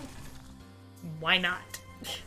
Because it wasn't real question. a, like, malicious intent kind of accident. It was just shit happened.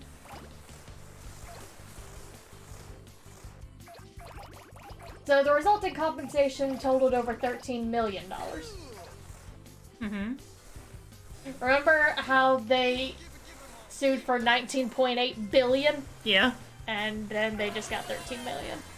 Just 13 million. Yeah, just 13 million. Just 13 million. You know. Well, granted, how much of that went to the lawyers is the thing. I don't know. It's always the thing they don't talk about. You know how, okay, so you've probably never seen it, and I've never seen it, but, like, I hear about it enough. You know the movie Erin Brockovich? Yes. Okay. I actually met her once. Oh. Well, funny thing about that, you know, because, like, it's this whole story about how she, like, helps this town, and, you know, it's this very inspiring story and all that jazz. And the real story is that afterwards, she basically took all of that money that she won for the town. Yep. Like, the town basically got jack shit. So when you met her, I hope you told her she was a bitch. I kind of did. I mean... Describe the interaction in detail. Well, she showed up at my college to do a lecture or whatever as, like, a guest speaker. Please tell me it was about ethics and law. Yes. Oh my god, I was joking! Yep. It was about ethics and lawsuits and, like, how some things are worth fighting for. And meanwhile, I'm just sitting there like, you took the money that you won. Yeah, but you took that money. You took the money away. They didn't get that money. Did you ask her about it? I raised my hand to try and ask her. What was your question gonna be? Okay. Miss Brockovich, you talked about the famous lawsuit that went on to become a movie, but I actually did some further research on the after effects of that lawsuit. What exactly happened to the money that was won from that whole ordeal? That was gonna be my whole thing. I was like, how was that used to help people? Like, what did that go to? Yeah. Sure that you probably had a very vested interest in it going to assist the people of that town, so, you know. Yeah. But I didn't get to ask my question. Ran out of time? Yeah. I had to shake her hand afterwards, and I was firm on my grip. So you just, like, got passive-aggressive with her? Yes! I love it. Yeah, the thing was, I didn't actually know who exactly Erin Brockovich was until, like, the days leading up to her visit. Yeah, because everybody had to be educated on who she is, so that, yeah. Exactly, they're like... Yeah, my college would do that, too. Well, see, the whole thing was, our class was like, okay, you can come to this lecture that she's gonna give, I'll document you, and you get that as extra credit. Dope. That was the whole thing. And I was like, well, if I'm gonna go do this to get extra credit in a class I'm already getting an A in, I might as well educate myself on who the fuck she is. Mm-hmm. And Did you watch the movie? No, actually. Oh. I've still never seen the movie. I was just like, okay, let me find a couple articles on what the fuck she did. Yeah. And then I read them, and I saw the through line of she took the money, and I was like, okay, fuck her. Wow. Would have been great if you had gotten an opportunity to ask that question. Like, so what happened to that money afterwards? I went to the lecture for extra credit in a class I was getting an A in out of pure pettiness. I'm just like, I gotta see this bitch for myself. Just because you wanted to ask that question. It's a mix of I gotta ask this question and I gotta see this bitch for myself. I gotta look upon the face of unmitigated gall. Yes! Fair enough. I made a snowman! And I didn't sing the song at any point during the whole thing. I really feel the need to point that out. I resisted the urge. Also, Vicky, thank you very much for the 7 months. I'm sorry I missed your resub. My apologies.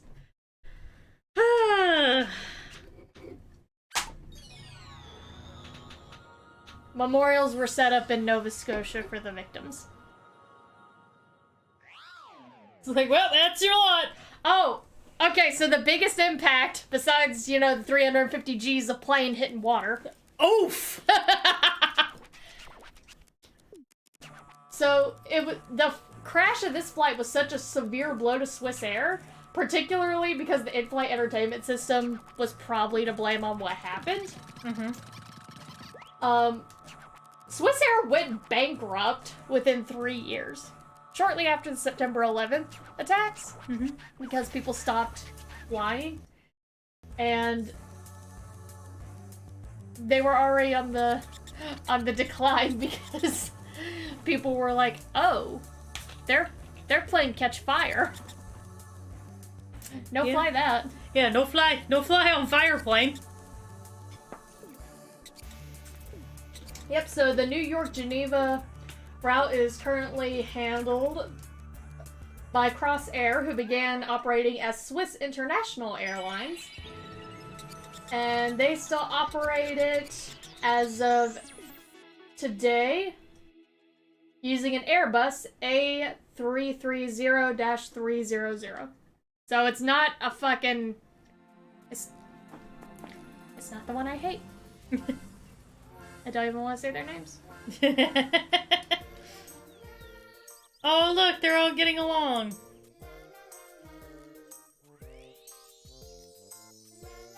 Yay! And the dad is promising to never destroy the earth with with water. The next time it'll be fire! Yep.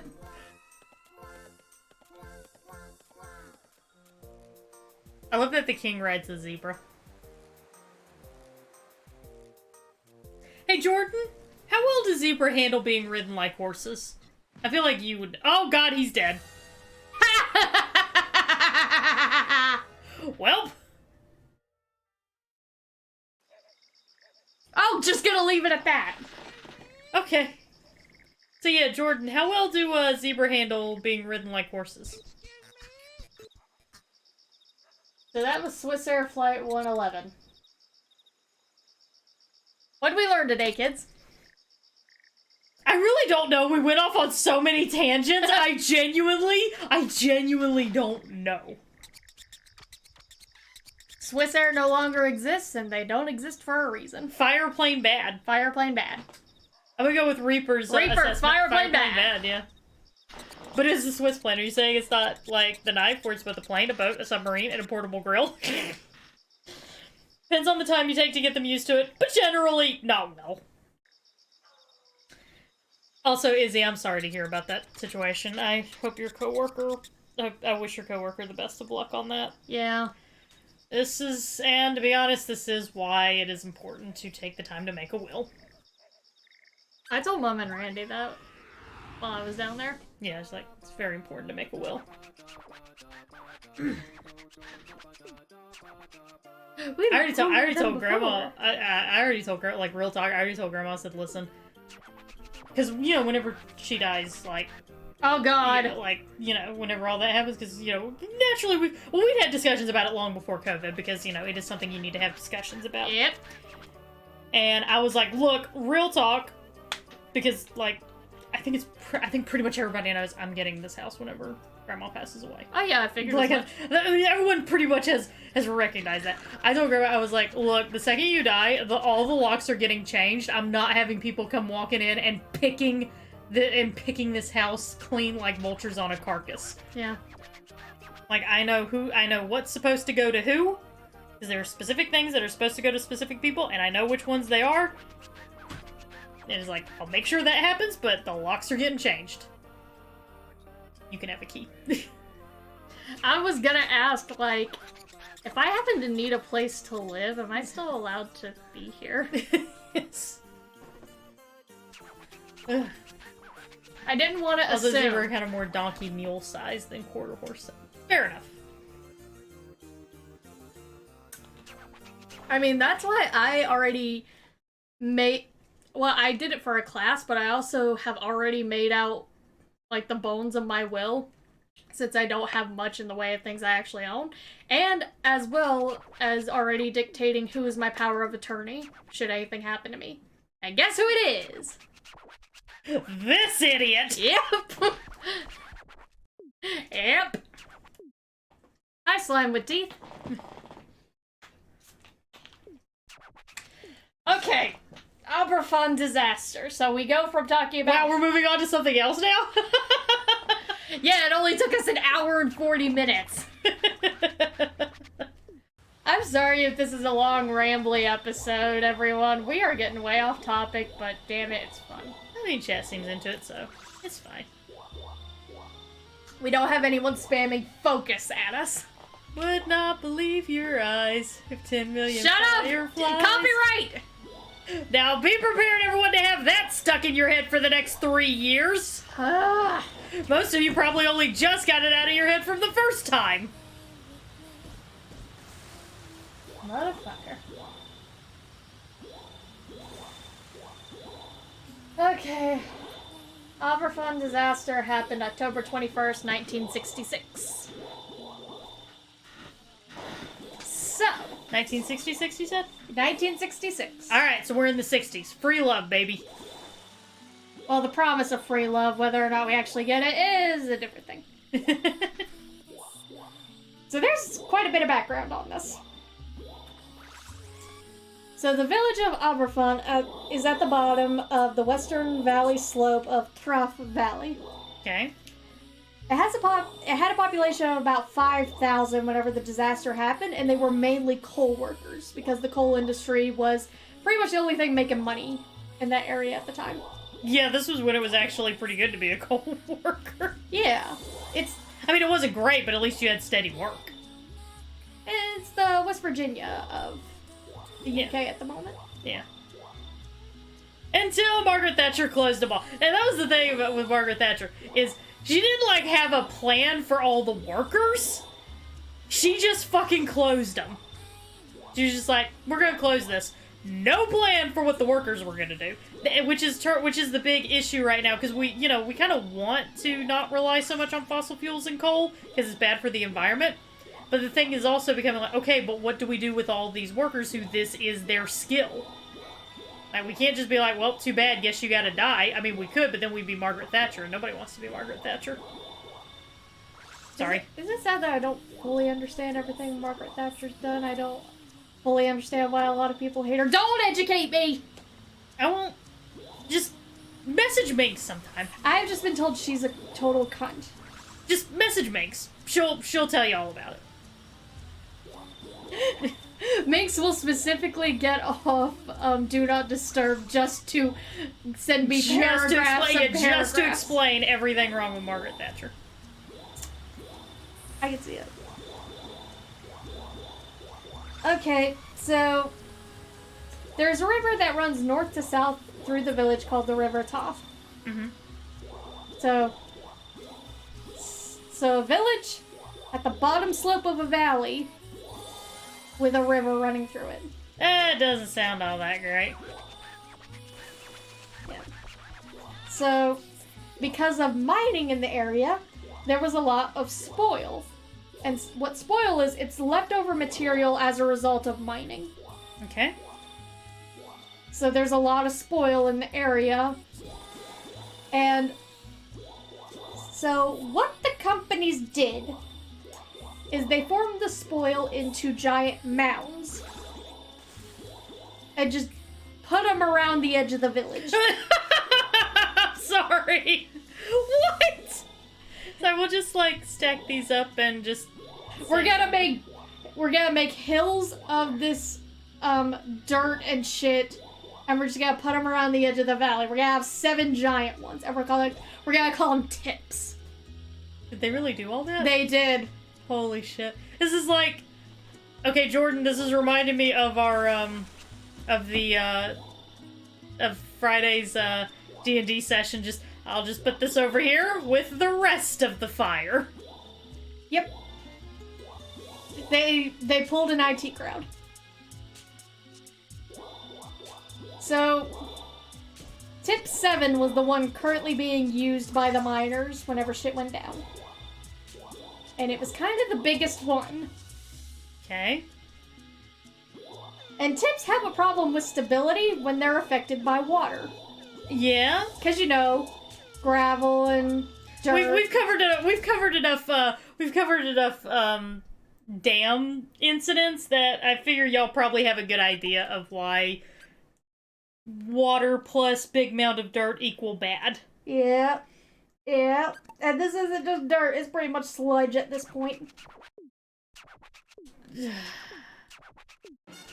Yeah, this could have been avoided. This wouldn't have been a big problem if tips 4, 5, and 7 were not directly built and gathered on streams and springs that were native to the area.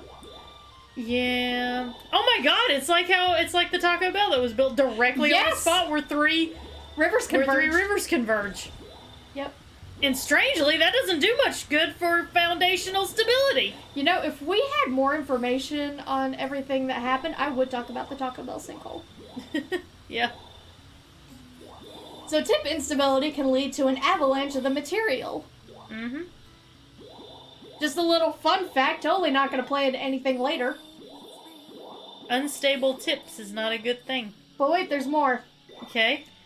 Tip 7 had a tip slide in November of 1963. So, just all kinds of warning of, hey, this is a bad idea. But the Okay. National Coal Board, I'm going to call them NCB, that oversaw the safety of mining, said the slide, it wasn't that bad, and it didn't really affect the stability, so it was fine. That's always how it goes. This is some Bob Murray level shit. Eat shit, Bob. Oh, wait, isn't he dead now? I don't know. I'm pretty sure he died. Let me live Google that. Pretty sure he's dead. Either way, eat shit, Bob. Yeah, he's dead. Eat shit, Bob. Okay, so He really did eat shit, I guess. Please tell me it was COVID that got him.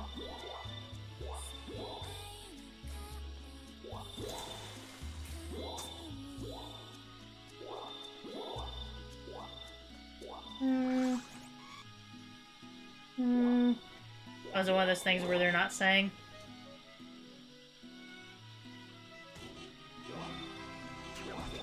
let me double check.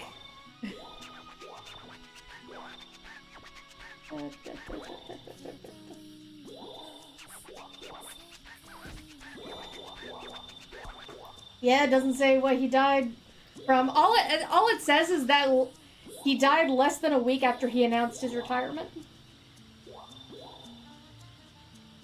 Somebody made him eat shit. It sounds like somebody made him eat shit. Sounds like it. Okay, so yeah, the NCB was just like, no, it's fine, everything's fine, don't worry about it. Right. But wait, it gets worse. Aberfan has a lot of rainfall. Yeah. Aver- Much like most of the UK. averaging about 60 inches a year. Oof. And the residents of the village frequently complained about the spoil mixing with the water, causing drain clogs and endangering anyone whose home was flooded with black water. Oh boy. Also, before you ask, no, nothing was done. Of course. Yeah, it was a coal village, like, basically, so those more or less just run on their own rules, and the rules are whatever the fucking coal industry, whatever the fucking coal board says are the rules. Yep. You don't like it, they're like, oh, you don't like it, fucking move, and then they don't pay you enough to be able to move. Or they pay you in their bullshit monopoly money that's not good anywhere else. Yep.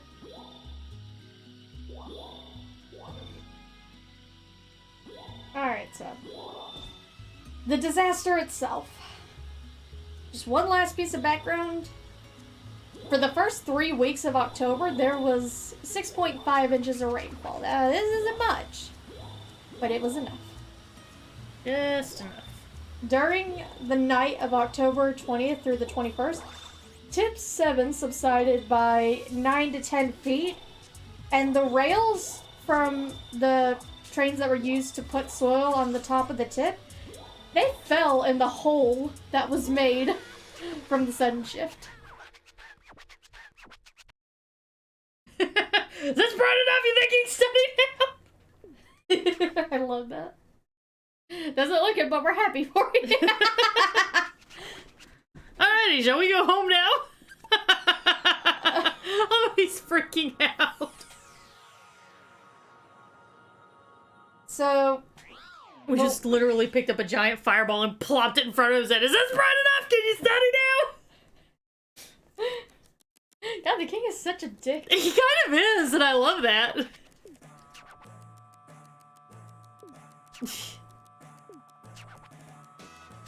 So, but wait, there's more. Mm-hmm. This glasses as a present. They're chic, but they're far too small for us. Thanks for giving me your fucking hand-me-downs. So the workers discovered the fact that the rails were missing at that point. Oh dear. The next morning, and they told their supervisors to be like, what do we do? What do we do? What are we supposed to do? And the supervisors said, hey, just go home for the day. We'll pick a new spot to dump spoil next week. Go home and hug your kids. Foreshadowing. Yeah, I know. Like, Kayla got a look on her face like, and This I'm like, is no, actually I gonna know. get kind of sad. Yeah, I know. I knew exactly where this was going. I knew exactly where this shit was going. At 9:15 a.m., a significant amount of water saturated debris fell from tip 7 and flowed downhill between 11 and 21 miles an hour in waves of 20 to 30 feet high. Oh boy. So it was racing down that hill just as fast as its happy little ass can go. Yeah, so 140,000 cubic yards of spoil slid 700 yards down the mountain, destroying 2 cottages and killing everyone inside. Just the first little bit. And that was just the opening salvo. That was. Yeah, exactly like you said, the Izzy. Oh Lord, he Oh coming. Lord, he coming! Yeah, that's what's happening. Those are the breadsticks before you get the appetizer. Which means that you fill up on them and then you realize you didn't save much room for supper, right? No, it means we're gonna kill a lot of kids. Oh, Jesus. 50,000 cubic yards went across the canal in the village, or leading up to the village, and the railway embankment on the village itself. This destroyed 2 water mains, so more water was flowing into the debris. Oh, so which snowball effect? Yeah, it was a snowball effect of it's already kind of bad, but it's gonna get worse because we got more water coming. Make everything more slick. Oh, goody. Let me just real quick put up a picture of what this shit looked like. Picture incoming in the tragedy topics, everybody. If you're not in the Discord, please type !Discord and join that Discord. It's not anything graphic, it's a wide shot of the valley after the tip fell. Yeah, as a general rule, we don't really share anything too terribly graphic. Yeah. By the way, Bert, Yeah. that's what it fucking looked like. Fucking hell. And we've only just gotten started. Looks like a post-volcanic eruption. It does! But no, that's just spoil left over from mining work, so it's even more deadly. Yay!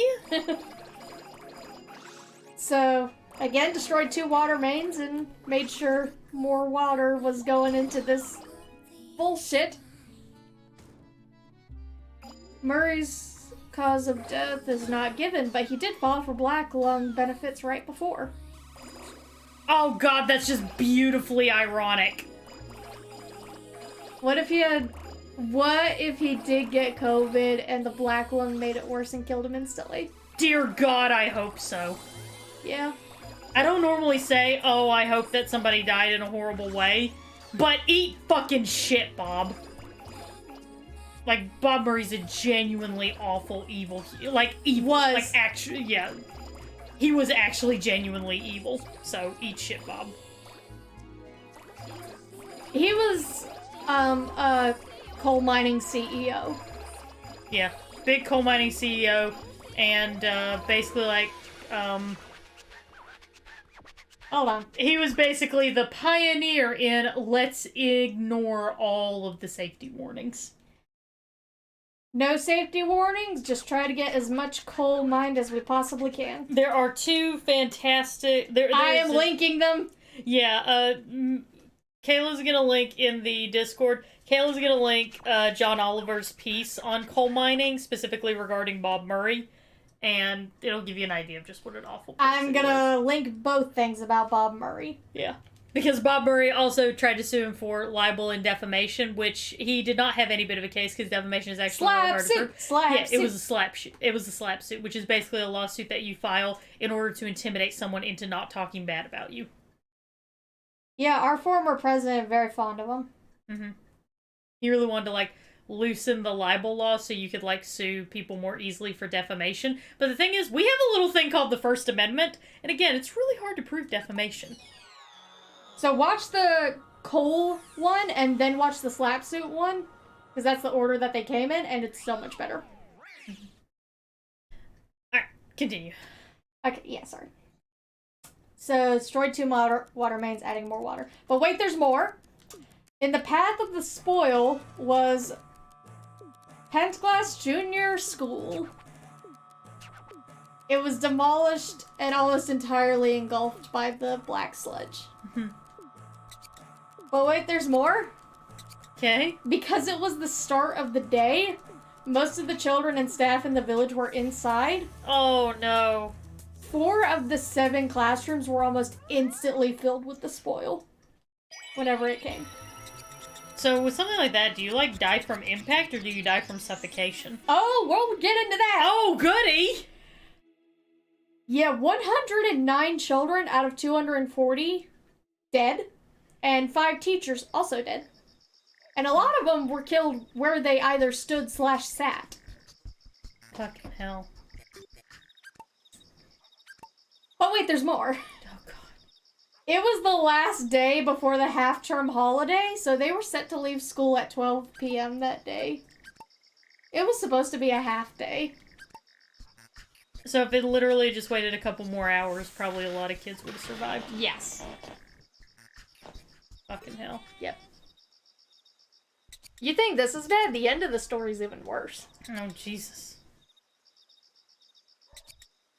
So, along with the primary school, the adjacent secondary school and 18 houses were destroyed. And, again, 2 water mains broken. Flooding happened. So, anything that wasn't destroyed was flooded with mud and sludge. Ugh. So, once the material came to a stop, it re-solidified almost instantly. Holy fuck. And there was a reported silence over the entire village. Ugh. Raikuda is like, it was supposed to be a half day, but it turned into a quarter day. Aww, that's funny. Okay, so. Recovery and rescue. As soon as everything kind of died down, people were running straight to the school. And they started digging with their hands and garden tools that they had. What'd you do? I keep accidentally finding bears.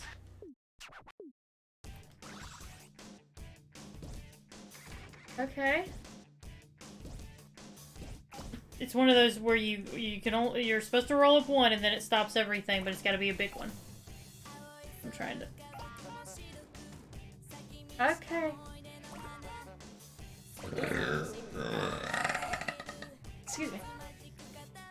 So at about 9:25 a.m., another local village got calls to their police, fire, and rescue services about the disaster because Aberfan didn't have that. Yay. They had to call another village and be like, help! Yeah, just like, help, please. Yeah, and also coal miners were taken away from work immediately to go and help dig people out. Yeah, like, go save your children. Hey, so you know how you have kids? Well, funny thing about that. And by funny, I mean horrifying. Yeah, so while most casualties and very few survivors were sent to local hospitals and other villages, no survivors were found after 11 a.m. Holy fuck. The disaster happened at 9:15. Jesus Christ. This is some shit, man. Did anyone, like, make it out of that? I mean, I know they did find a... Okay, so one story is a lunch lady actually did die, but she did it basically shielding 5 kids behind her from the oncoming sludge, and those 5 kids survived. Oh, because of wow. what she did. That's amazing. Yeah. Lunch ladies are incredible. What disaster is the topic? We talked about Swiss Air Flight 111. Right now we're talking about the Aberfan disaster. No, I don't want that cow. I want a big cow. Okay, I'll get in the ball, Jesus. So at 10:30 a.m., the BBC reported the disaster, and a whole bunch of people decided, hey, we're gonna go down there and go help and volunteer and do everything we can. And they ended up just kind of hampering work of miners and experienced rescue teams. They were more in the way. I hate when that happens. Because it's like, appreciate it, but kindly fuck off. Yeah. Or like, you know, you want to help, go run water bottles to the rescue workers or some shit like that, you know? I mean, yeah. Like, I'm totally down for people wanting to help. I think that's great, but, you know, like, if you don't have much experience in something, it's best to be more like, okay, can I donate money, or can I, like, run water and food to the rescue workers, things like that, you know? Just, you know, take that stuff into account. Yeah. Oh wait, there's more. Okay. I keep stressing this because it's important. The spoil broke 2 water mains that were flooding water. Yeah. More water, yay! And we've got like 7 more hills. Oh shit. Am I in the right direction on what happened next? No. This caused parts of the spill that was already there to keep moving. Ugh, fuck me. It only stopped at 11:30 a.m. when authorities finally managed to turn off the water supply. Jesus Christ. Again, it happened at 9:15. Over 2 hours later did they finally get the water off. That's not great. Like, at all. No, it's not. So at noon, the National Coal Board had engineers digging drainage canals near tip number 7 to prevent water from reaching it again. I assume the head of the NCB had nothing to do with that. And the NCB... Oh, this is how we're gonna get some shit into the coal industry here. Oh boy. So the National Coal Board... Damn it!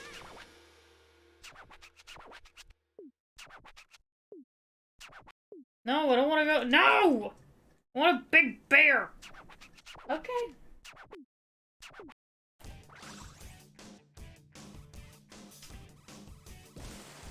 So they held a board meeting that day, which Chairman Lord Robins, remember that name, Okay.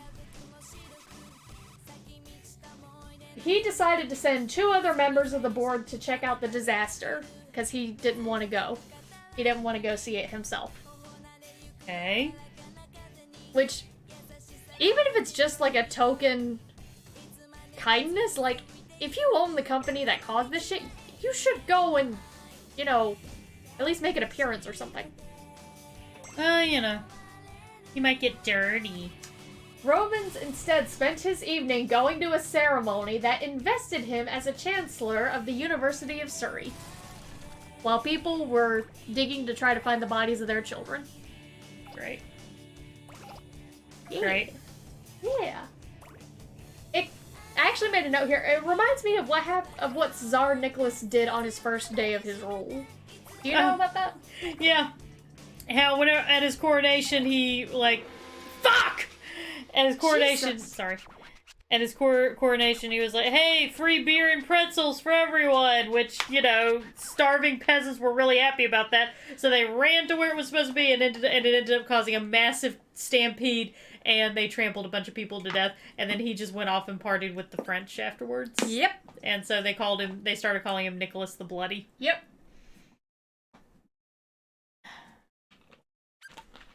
But don't you think I should be with the people to visit the hospitals to see them? Nope. They're just peasants. Since when have the Russian czars ever cared about the peasants? Good point. Excellent point. So, Prime Minister Harold Wilson was phoned to come visit, and he came that night and agreed an inquiry was needed to find out what the fuck happened. He was like, God damn it, somebody get Matt McMuscles on the line. I saw that he has a plushie coming out, and it's so cute. Okay, so a makeshift mortuary was set up in the village chapel to identify victims, provide relief to rescue workers, and issue death certificates, typically for asphyxia or skull fractures. So not all of them died instantly. Yeah. You really should have thought of that before you became peasants! God, that's such a good movie. Seriously. Like, one of the few David Spade movies that is genuinely funny. Yeah. And where, I mean, he is actually genuinely funny. Yeah. And of course, you know, John Goodman's funny as hell as always, because John Goodman's just a funny guy. I love him. So, the next morning, 111 bodies had been recovered, but only 51 had been identified. Because this chapel that they had set everything up in, they can only let in one parent at a time. Because it was that small. And, you know, the parents probably going to be there a little while, because they're trying to cope with the fact that their child is dead. Yeah. At 11 a.m., Prince Philip visited the scene, but who gives a shit? Lord Robins finally decided to show Prince Philip visited the scene, and then everyone there was like, no. These children are dead. And he went, oh. Oh, well, never mind. Yeah. Pardon me. You can't take any of them out on dates. They're all dead. Allegedly. Allegedly. Do we have to say allegedly if he's dead now? What the fuck does he care? We still technically have to say allegedly because his estate can still sue. Yeah, that's true. Alright, allegedly. So Lord Robins finally decided to show his happy ass up that evening, and he gave a press conference about the National Coal Board doing a public inquiry. Holy cow, I'm sorry. Inquiry. And promised not to hide or make any big deal about possible legal ramifications. And my next note, all capital letters, bullshit. Nice. People from the village the following days reported that their dead families were, quote, buried alive by the National Coal Board. Woohoo! Yeah. People were already not having his shit. I kind of like that. Like, fuck yeah. Get him, y'all. Get him. Yeah, they were like, one person said Lord Robins killed my family. Woohoo! Yeah, there's some shit. It took a week before all the bodies were found, and a mass burial was held on October 27th, with the Queen and her husband visiting, but who gives a shit? Okay, you know what? Fine, the bear's big enough. We'll go with that. We've investigated ourselves and concluded we did nothing wrong. Yeah, that's about how these go. So the aftermath and investigation. We investigated ourselves and concluded we did nothing wrong. So a tribunal was held for the inquiry of the disaster. So it started on November 2nd, 1966, and it took evidence for 76 days over the next 5 months and had 136 people come in to testify. So it took about 5 months for them to do all the court shit. Included was Rovins, where he lied about not knowing about springs and rivers in the area, as well as saying there was no danger of the spoil sliding before.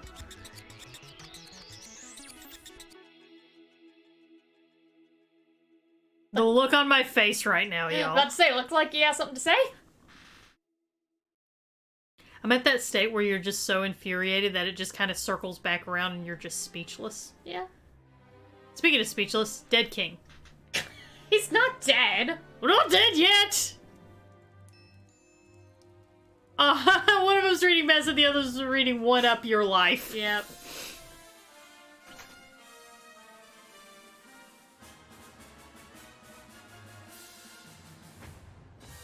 Now he's dead. He literally just like his Oh, he's just Oh, sleeping. thank God.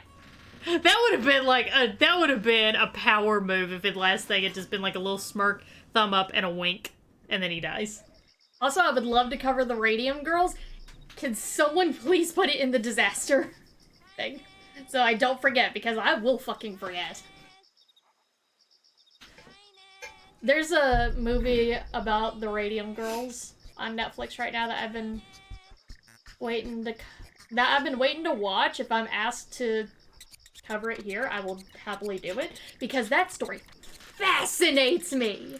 The first time I heard about the Radium Girls was on 1,000 Ways to Die. Yes, same. Yeah, that was the first time I'd ever heard of the Radium Girls, and that was when I found out, like, how awful what had happened to them was. Yep. But the fact that they were able to band together and Try to sue. yeah, and, like, they brought a lawsuit and brought awareness to what was going on is genuinely amazing. Yeah. Like, you go, girls.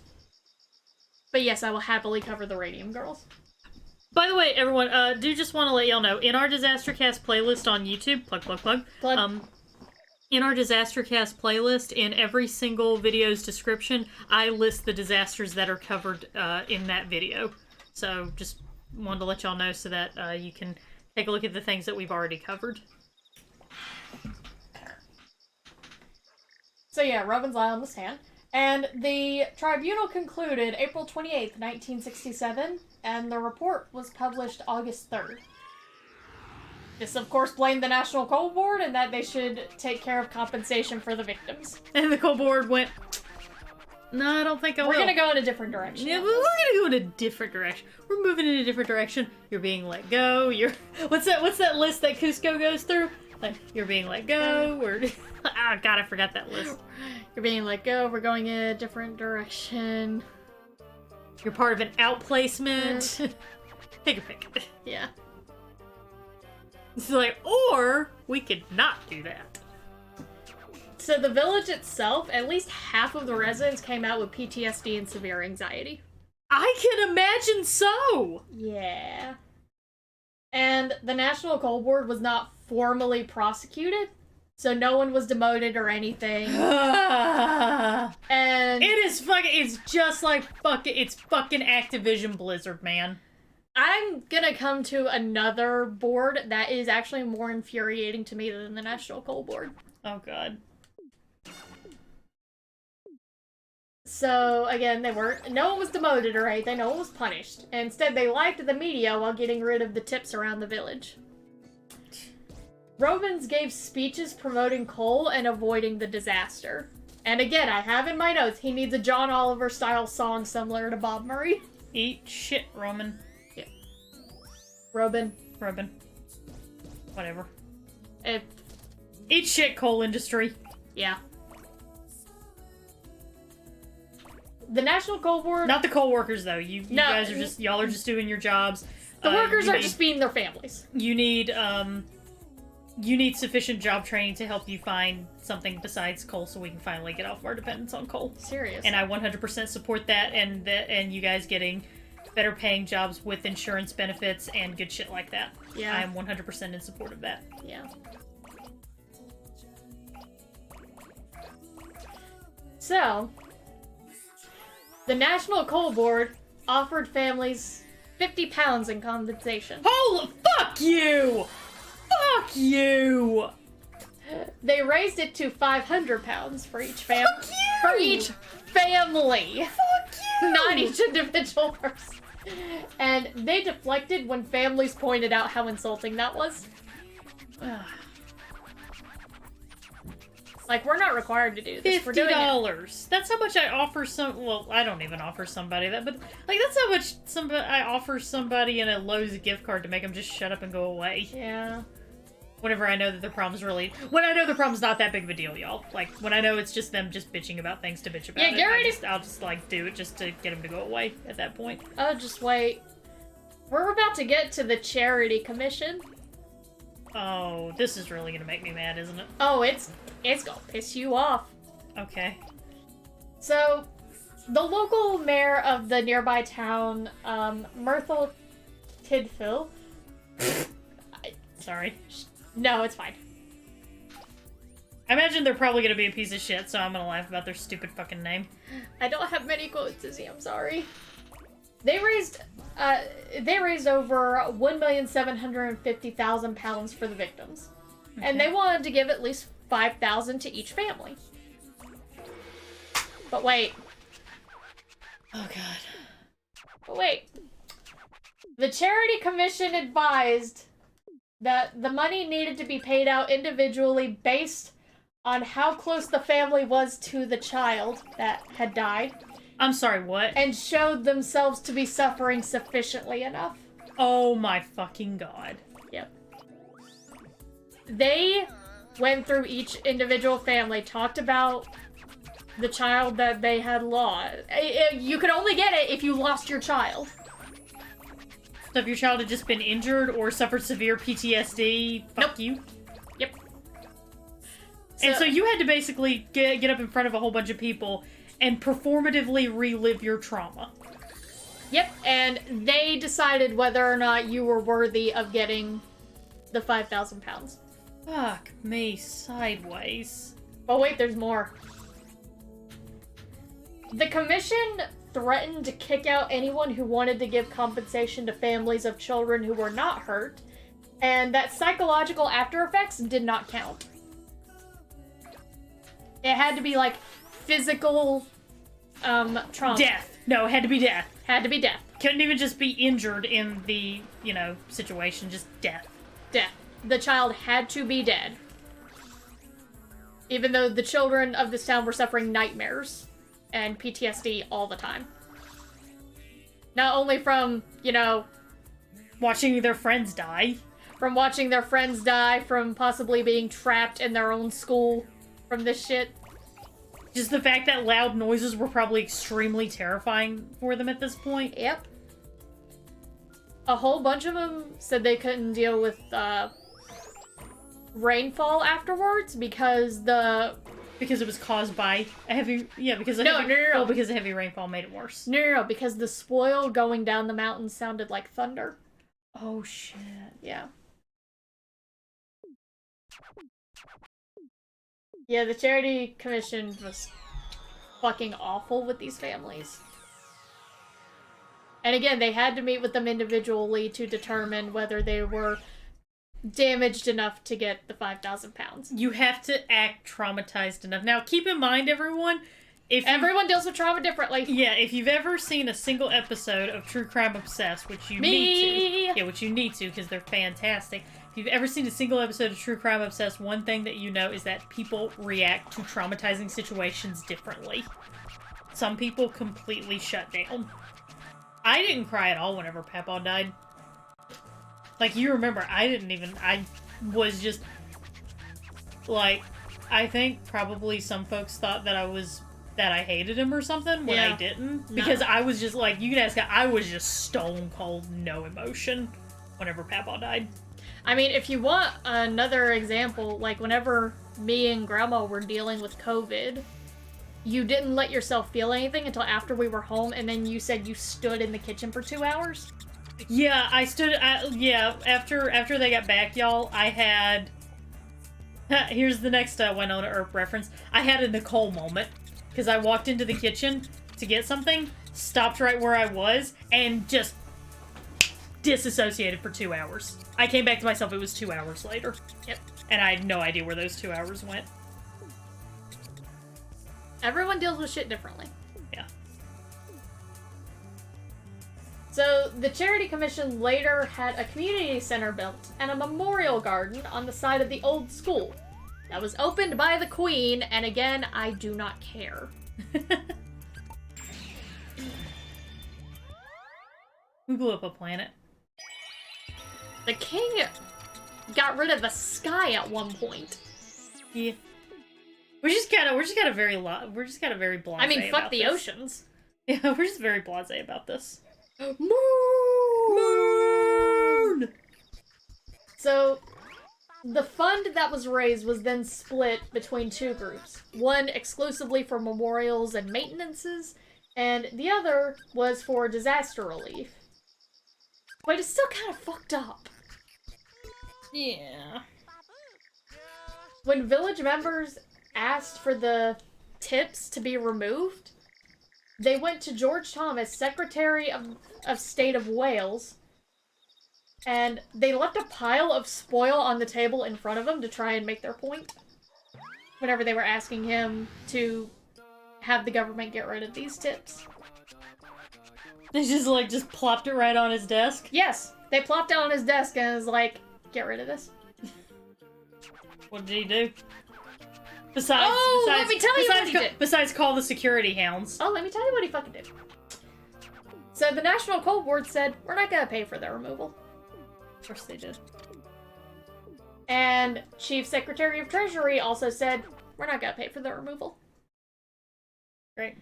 Instead, they paid just a little tiny bit, like 10,000 or 100,000, I'm not sure which.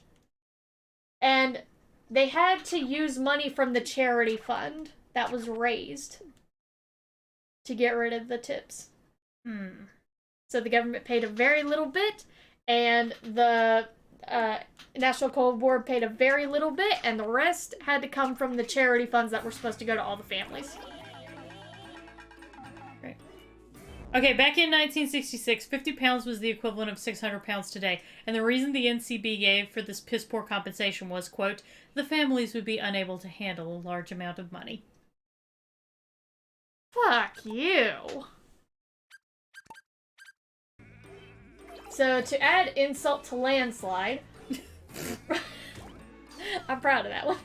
Rogans was eventually appointed to chair the Committee on Health and Safety at Work for the Secretary of State for Employment and Productivity. Yay. He eventually worked to enact the 1974 Health and Safety at Work Act. This is just making me more and more pissed off. And that's the end of the story. Didn't think I could get more pissed off. Turned out I was wrong. Yeah, I was like, wait a second. Hold my beer. What did we learn today, kids? Being rich means you can get away with everything. We already knew that. Yeah, but like, we've just really reinforced that now. Yeah. You can kill as many kids as you want, as long as you got the money to pay for it. Also, Izzy is correct. Eat the rich.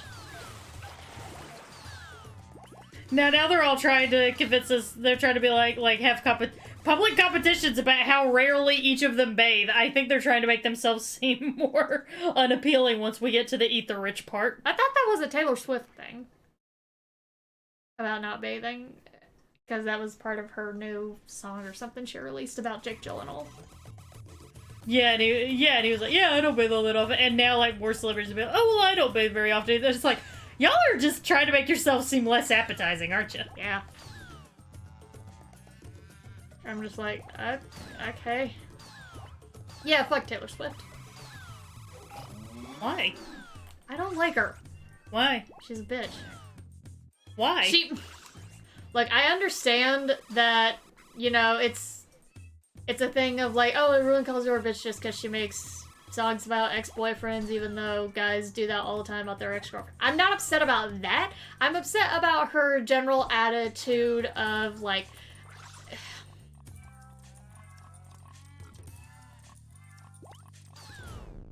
I'm trying to properly think of how to explain it. God damn it. I'm genuinely curious now.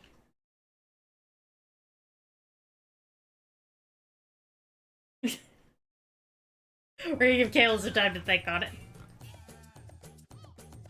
I know there was a reason that stuck with me to this point, but now I'm just trying, like, what? I know it had something to do with her general attitude, especially towards, like, fans and just people in general. What's her attitude towards fans? Everything I've seen about her, she has great interactions with her fans. If you pay enough money for it. Well, yeah, but that's like... Fucking celebrities have a limited amount of time, you know? I'm just like... And also, musicians don't get paid much. Yeah, I know. You gotta... Like, I mean... Kat Burrell, like, has interactions with fans if you pay for those interactions. I don't hold that against her. Bitch gotta make her money. Okay, look, next time I will talk about my disdain of Taylor Swift, okay? Okay. But Once you've had time to collect your data? She rubs me the wrong way. Okay. I mean, it's fine if it's just a case of, like, you know, she's just not your thing. I listen to her music is the weirdest thing. Like, I'll listen to some of her songs, and I'm just like, God damn it, it's catchy. But, like, her as...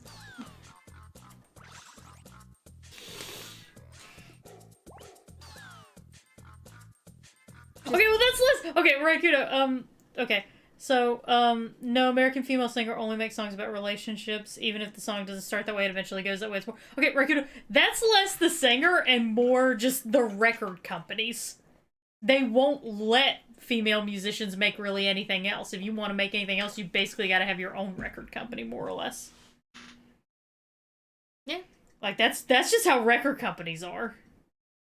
Yeah, it hits you fit when Tina Fey and Amy Poehler made a joke about her going after the son of my... Okay. She has a spoiled brat aura to me, and I don't like it. Okay, I mean...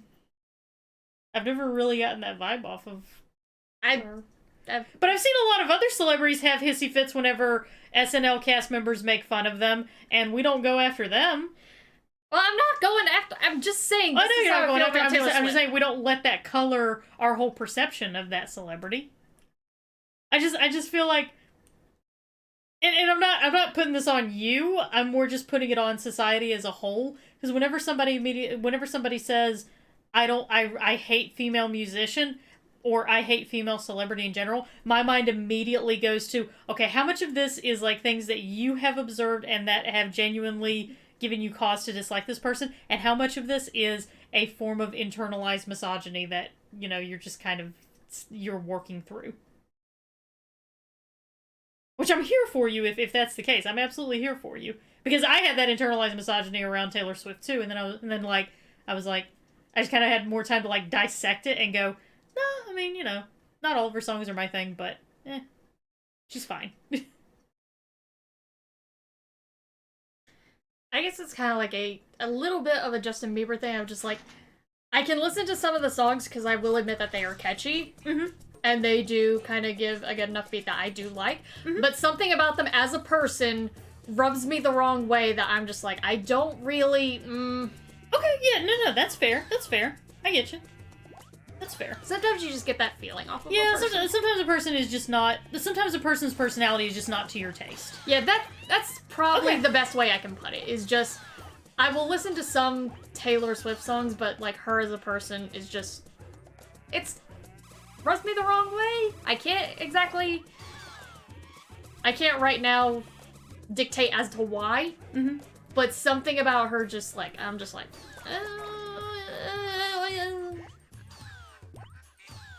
Yeah, no, I get you.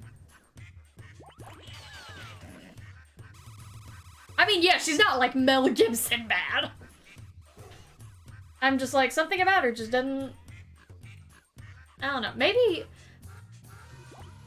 I know there... Do you think there might be a slight... And I'm not saying this to call you out, it's just like, I feel like this is a great opportunity for all of us.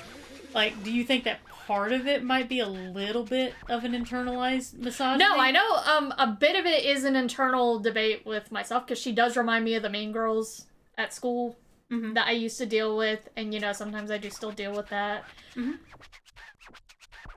And I do you have to, like, look past that? Yeah, I do acknowledge that as a part of it, but I also have, like, read instances of, like, certain things that have rubbed me the wrong way, where I've just been like, Taylor Swift, I don't really know about her, you know?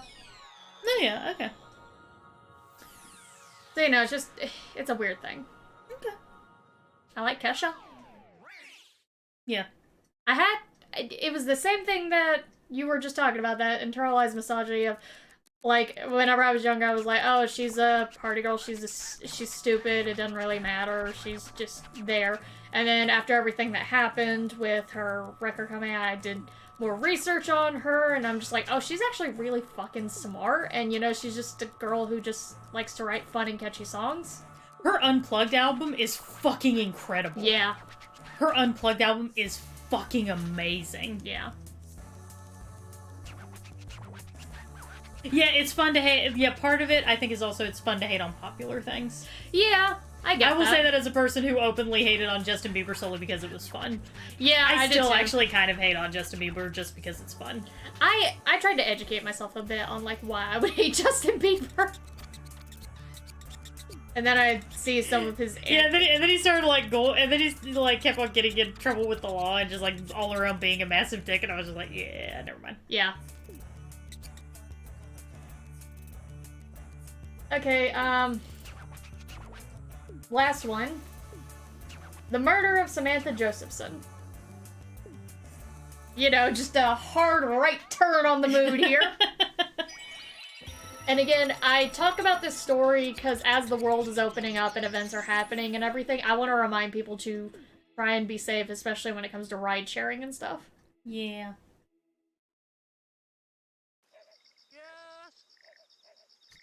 So, Samantha Josephson, she was born in Princeton, New Jersey, to Seymour and Marcy Josephson, and she grew up in Robbinsville, New Jersey.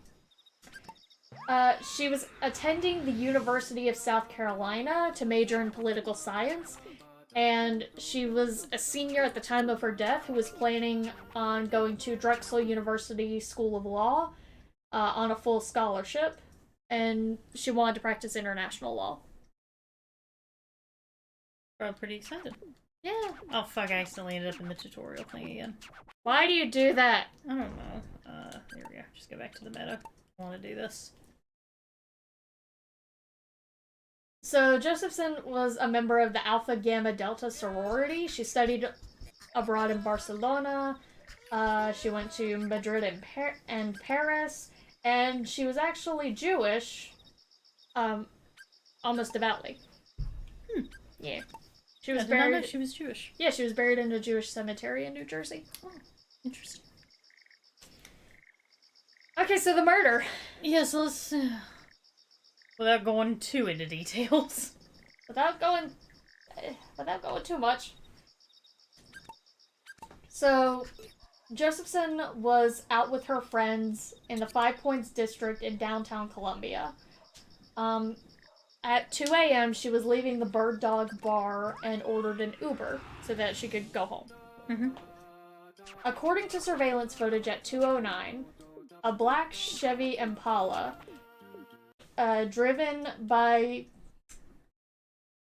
Nathaniel Rowland, he pulled up beside her on the sidewalk where she was waiting. She had actually just missed her Uber. Another girl had took it because Samantha was on the phone talking to someone else and she was distracted. So she didn't see that her Uber had already pulled up. Oh, and another girl took it. Oh, shit. Yeah. So Roland pulled up on the sidewalk beside her, and she just assumed it was her Uber. She got in the vehicle, and according to authorities, Roland activated the child locks so that the doors could only be opened from outside. So she was trapped in there.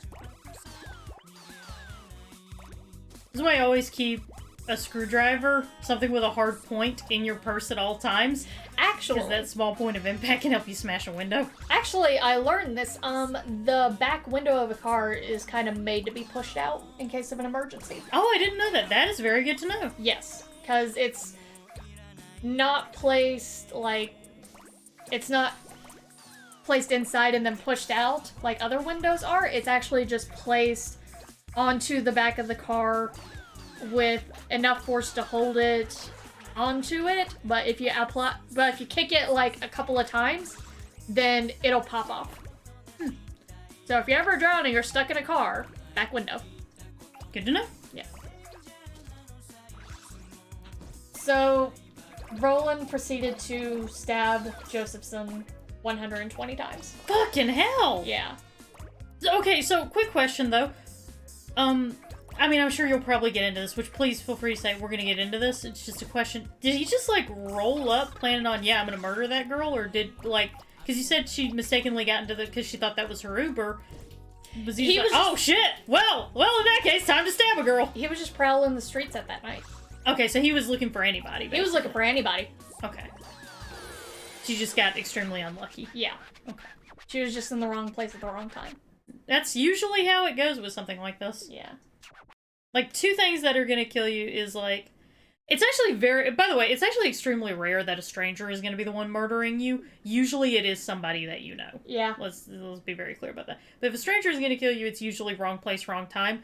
Far more likely it's going to be a person that you know who is going to kill you. And 9 times out of 10, it's going to be that you and the other person were in an argument, somebody had some kind of weapon, and you couldn't get to the hospital in time. Yeah. A lot of times that's going to be what does it. With Josephson, it unfortunately took her 10 to 20 minutes to die. Fuck. Yeah. And Roland took her about 65 miles away from where he picked her up and dumped her in a new Zion field. The only highlight of this whole investigation is that the police found her, well, see, her roommates had reported her missing the morning after. Get you friends like that! Yeah. The second you ain't showing up, they're spamming your phone, and if they're not hearing from you, they're calling the police. Yeah, so they called the next morning, being like, hey, our friend left the bar in an Uber, and she's not back here.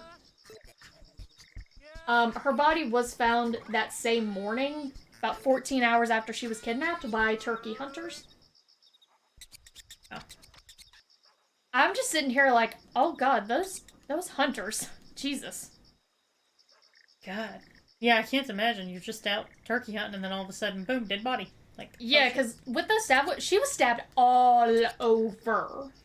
Oh, God. Because she was defending herself. Yeah, absolutely. Yeah, you can always tell whenever someone's been defending themselves, because a lot of those knife wounds are going to be on forearms, they're going to be in the hands, they're going to be like... One went through her right hand. Yeah, that happens. That does happen. Yeah. So, according to the police, the area where Roland dumped her, he had actually resided in a, like, trailer nearby before. So he dumped her somewhere familiar to him. They usually do that. Whenever a killer doesn't get caught, usually it's not because the killer was that fucking cunning, because most of the times they're not that smart. Yeah. It's just because somebody fucked up the investigation. Yeah. And, I'm sorry, I'm about to give a real sad fact here. Oh, no. So, her autopsy revealed how bad her blood loss was from the stab wounds. The human body normally has 4 liters of blood. Mm-hmm. She only had 1.3 tablespoons of blood. Oh. Yeah. So she bled out. God. You'd have had to fucking burn that car afterwards with all that blood.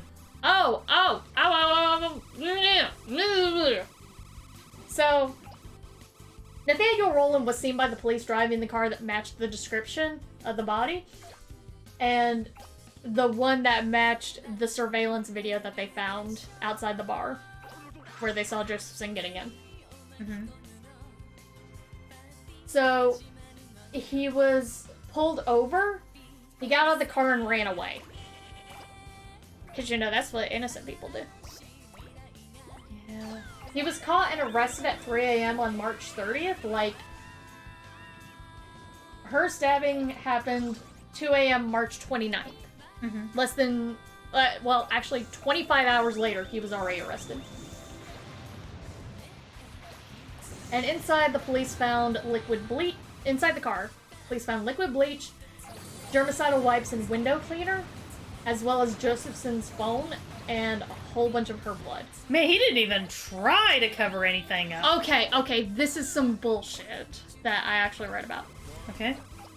Roland's girlfriend had to take the car earlier that day to go pick up her child from school.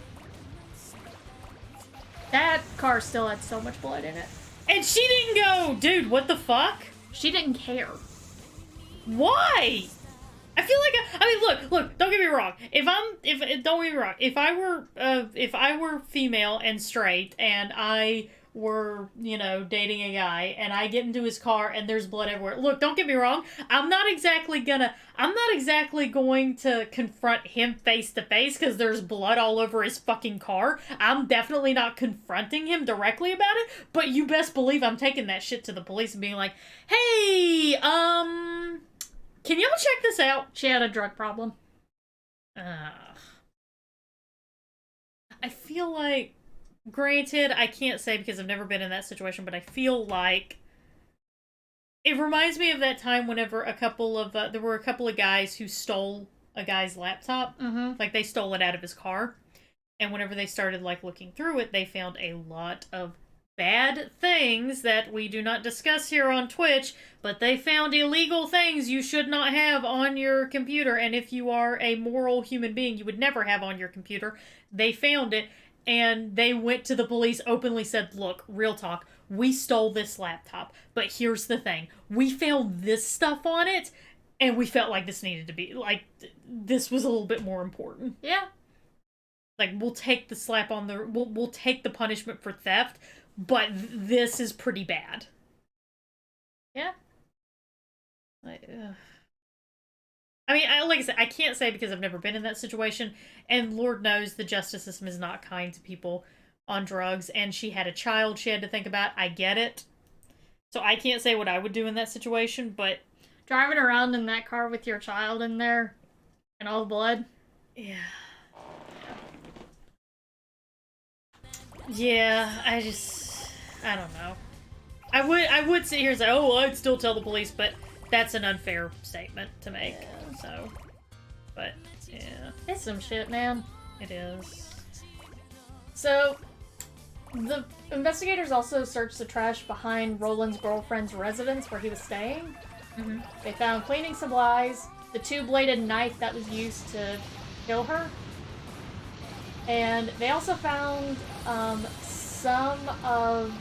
They also found a sock and a bandana, both owned by Roland, that he wore that night.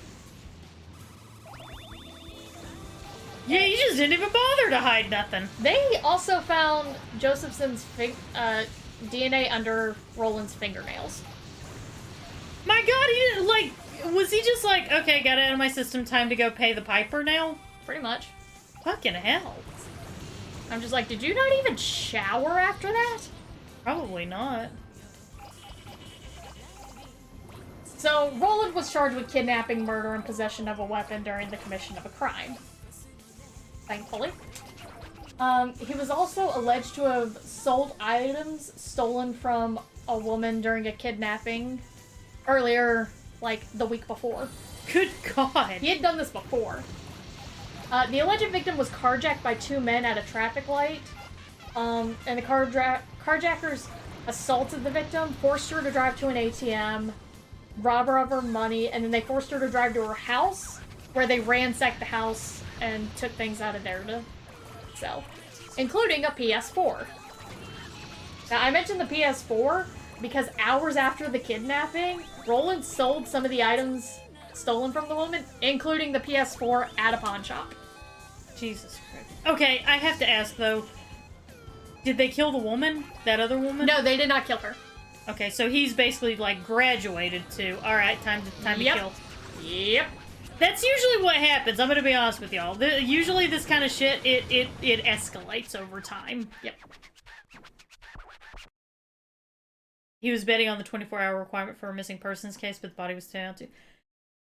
We kinda need to get rid of that semi-myth around the 24-hour requirement. If you have reason to believe that someone you know is missing and possibly in danger, you can still call. You do not have to wait 24 hours. Yeah, you can still call the police. If your child does not come home one night and does not call you, you don't have to wait for 24 hours. Especially if you, like what happened with Josephson and her friends, they had very good reason to believe that something had happened to her based on her last actions. And that's the biggest thing of why you don't have to wait the 24 hours. If you have reason to believe something happened to them, like what happened with Josephson, she got into an Uber, allegedly, and then she never came home, Police have more than enough reason to disregard the 24 hours because they're like, okay, something happened. Yeah, When she got mad. yeah, like this 24 hours thing is more. I feel like we could kind of safely call it a myth, to be honest with you. Yeah. Because like some of it's just like think about it for a minute. Okay, let's say that it wasn't a kidnapping. Let's say she got into her own car and she skidded off the road and she's like trapped somewhere. She didn't make it home. You can still call because 24 hours she might be dead. But the thing about something like that is it's important to get on it as quickly as possible. That's why whenever the Chris Watts thing happened and Nicole started calling the police and she called and she said, "Look, I saw my friend at like 2 a.m. this morning. It's now currently 9:30 a.m. but her shoes are still here," and also they didn't say, "Oh, we gotta wait 24 hours," because they understood in something like that, time is of the essence. Yeah. That's why we have that show, The First 48. Yeah, time is of the essence. Yeah, someone snatched my child into a car. Sorry, ma'am, it hasn't been 24 hours. Yeah, basically. The only time whenever cops will do that is if it's my child's been kidnapped. Okay, do you know who may have taken him? Yes, it's my ex. He's really, really pissed off at me because I could prove abuse. He was not allowed any custody of the child. Oh, sorry, ma'am, that's a civil matter. Yep. I have fucking watched that happen, and that pisses me off so much. Yep. You know what else pisses me off? Speaking about cops, you know what else pisses me off? Is these, like, community events where they're like, "Oh, yes, let's fingerprint your child and take pictures and get DNA samples and shit like that." And no, for realsies, swearsies, we're totally not keeping any of this data. Teehee. By the way, here's the pack of things, and we're going to convince you that this is going to be useful if your child goes missing, so you can hand that over to the police so they can find anything. And like, someone was like, and people who defend that will be, like, I saw someone on Twitter defending that, being like, "Oh, well, it's so that the parents have some sort of packet together so that they can hand it to the police if their children go missing." And I replied to him and said, "Why? So that the police can hand it back and say, well, it's a civil matter?" Probably.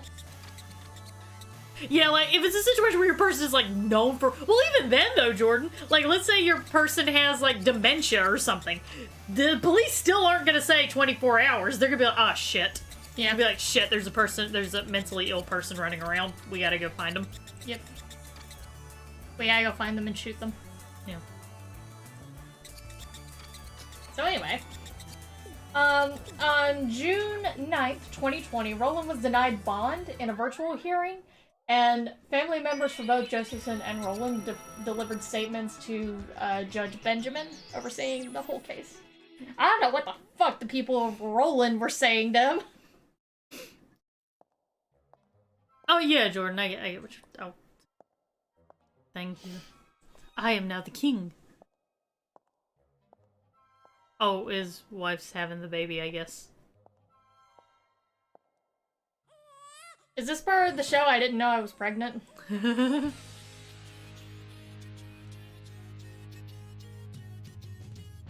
it has to be. Babies! Someone I can...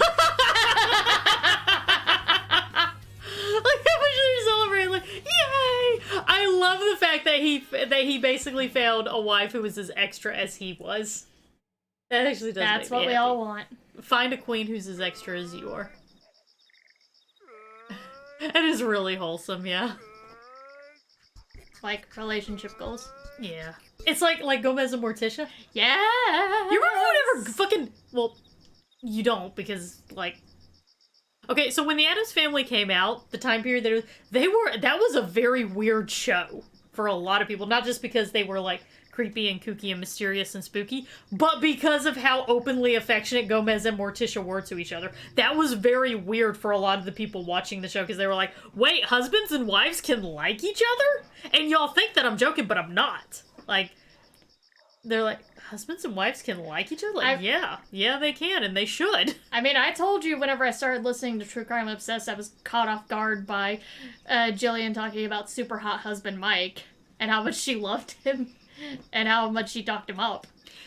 Okay, so a relationship therapist online, on, like, TikTok, she said that one of the worst parts about whenever she does marriage counseling, like, you know, obviously she's gonna do everything in her power to try to reconcile the couple. She is gonna, like, I mean, you know, sometimes it is better for a couple to just divorce, but she's still gonna do everything in her power to help reconcile the couple, bring them to, you know, bring them to a sense of harmony so that they are happy, you know? That's her goal. She wants to make both of them happy, whatever that happiness may look like. And she says one of the worst things when I know that something is heading for divorce is, like, she was like, I can tell you when a relationship is going to end in divorce. I can tell you when it's going to happen. And the reason why I can tell you is because, like... Hang on, did you guys hear that? It's like, because... Reaper, thank you very much for the 20 bits. It's like, so... That thing I talked about with Gomez and Morticia, how that was so odd. Okay. Now... Okay, hashtag not all men. Let's get that out of the way so that I don't have to hear it in either the comment section of the YouTube video or in chat. But, you know, okay, fine, hashtag not all men. But, and to be fair, attitudes are changing. Attitudes very much are changing. But, especially the age range of the people who are getting divorced right now, were raised on those sitcoms with those very... Even now, a lot of sitcoms, the marriages are so dysfunctional. Like, the wife is constantly, quote-unquote, nagging, and the husband's just like, whatever. Like, she's expected to be miserable in her marriage. And so, like, this relationship therapist was saying, and I can tell whenever a relationship is heading for divorce. Because the woman will say what is bothering her. She will say what upsets her. She will say, this is what makes me unhappy. And then he will proceed to not do anything to change it. Because in his mind, she's supposed to be unhappy. Yeah. Because that's what he's been raised on. That's how it's supposed to be. The bumbling idiot husband and the unhappy wife. That's how it's supposed to be. You know? And so then whenever... And she says, and the most infuriating thing about it is that when she eventually gives up trying to fix it, when she finally decides she's had enough, and she finally decides to file for divorce, the most infuriating thing about it is whenever the man will look directly at me and in all sincerity say, I'm completely blindsided by this. Like, men will say that all the time. I had no idea she was going to divorce me. You had clues, you just chose not to view them, is the thing. And that's a problem with relationships, and I think part of it is because we have been raised on this idea from sitcoms of relationships must be the bumbling idiot husband and the unhappy wife. Yeah. That's why we need more shows like Addams Family, where Gomez and Morticia are openly in love and affectionate and attentive towards each other. I still send texts to James every now and again saying, hey, I have a super big crush on you. Yeah, I flirt with Ashley all the fucking time. I send him memes making sure he knows that I love him and I think he's hot. Yeah. Yeah, and it's also how, like, the world of like, oh my god, holy shit. So, like... The old ball and chain! Y'all, seriously, check out the subreddit r/are the straights okay? Because it's back and forth. It's like women posting about how stupid their husbands are, and they're like, yeah, he's so stupid, he can't take care of himself. And then men posting about how bitchy their wives are, and all the guys are like, yeah, my wife's so bitchy, I'm so miserable being married. And I'm just like, why? Like, don't get me wrong, being in a relationship isn't the end-all be-all of my entire life. I can still function as a human being. I mean, I don't want to function as a human being without Ashley because she's really amazing. But I can. But being in a relationship was a genuinely enjoyable experience for me. I love being with her. Like, she makes me really, really happy. And I'm just like, what the fuck? I see James as, like, one of my best friends first, and then the guy I love second. Which seems kind of weird. But I think it's very good to have a friendship with the person that you're with. Yeah, our dad does not believe that your spouse should be your best friend. I believe your spouse should be one of your best friends. Yeah, definitely. I mean, I still think you should have friends outside of your spouse, but I think your spouse should be one of your absolute best friends. Yeah, and James and I have talked about, like, you need to be able to, like, if there's something in a relationship you want that you're not getting from your significant other, you should be allowed to have friends that can give you some of that fulfillment. Mm-hmm. And you're lucky. Raven, no, it's not really about luck. It's just, I was fortunate enough to be raised and taught, okay, when someone is doing this, they're not going to change. Like, I was raised with the mindset of, if a person's not going to change, when a person shows you who they are, believe them. Yeah. That is something that I was raised with. So it was not just luck, it was a lot of me recognizing when the person I was with was not going to respect me in a relationship and walking away from those relationships. And it was a lot of whenever Ashley did things that I didn't like and that made me feel disrespected, me communicating that to her. Luck does not create a great relationship, y'all. They're hard work. Even, like, me and Ashley have a fantastic relationship. It's still hard work. Yeah. We still have to work at it. We still have to talk to each other. Luck has nothing to do with love. I'm just gonna say, luck has fuck all to do with love. It's all work. It is work, and it's working together, and it's recognizing whenever the person you're with is not interested in working on it with you. Yeah. And when you recognize that, you have to make a decision at that point. Do I stick it out? And if so, for how long? Or is this the point where I need to walk away? Yeah, James and I make sure, because we've made a point of talking to each other about being raised as children of people who are divorced and seeing the fighting that did happen with that. And we, early on in our relationship, we made the pact of, like, if something is bothering us, we need to talk it out. We can't let it fester, and we can't let it sit there. As soon as we see either as soon as we see that the other one is unhappy about something, we talk about it, or if we feel that something is wrong, then we immediately bring it up and discuss it. Yeah.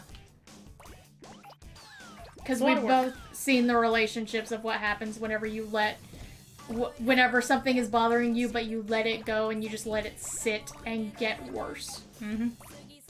So we're just like, no, we gotta talk about this immediately. It's one way to get communication flowing. Yeah. Anyway, we got really far off on a tangent. I know we were talking about the Addams family, and I don't know what caused that. Anyway.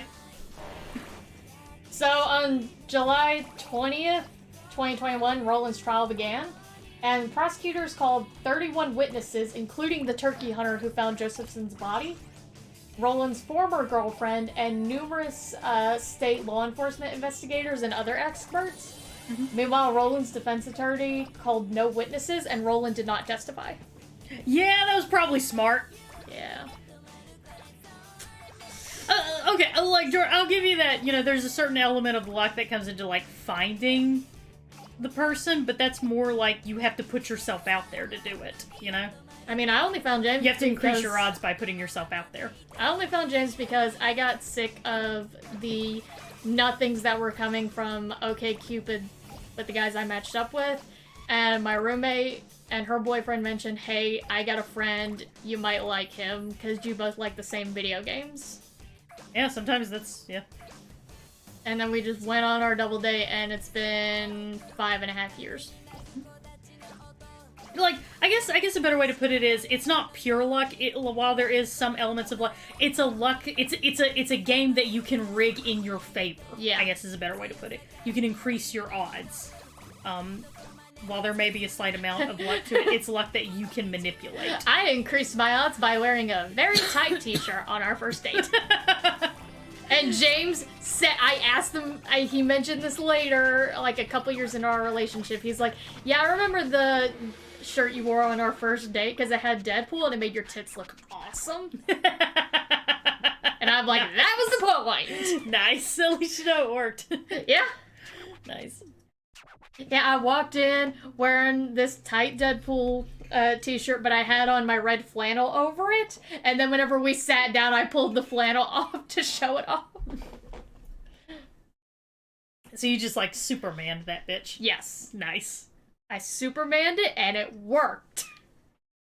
See, that's the thing. Like, there was luck in the element that your friend had a friend who was single and was into the same thing that you, but you manipulated the odds in your favor. I made it because work. you knew your assets. So you manipulated my assets, that's what I call my tickets. Yeah, so you manipulated the odds in your favor. Yeah. While there was a certain element of luck, that little element was just enough to, like, get your foot in the door. It was basically all you from that point on.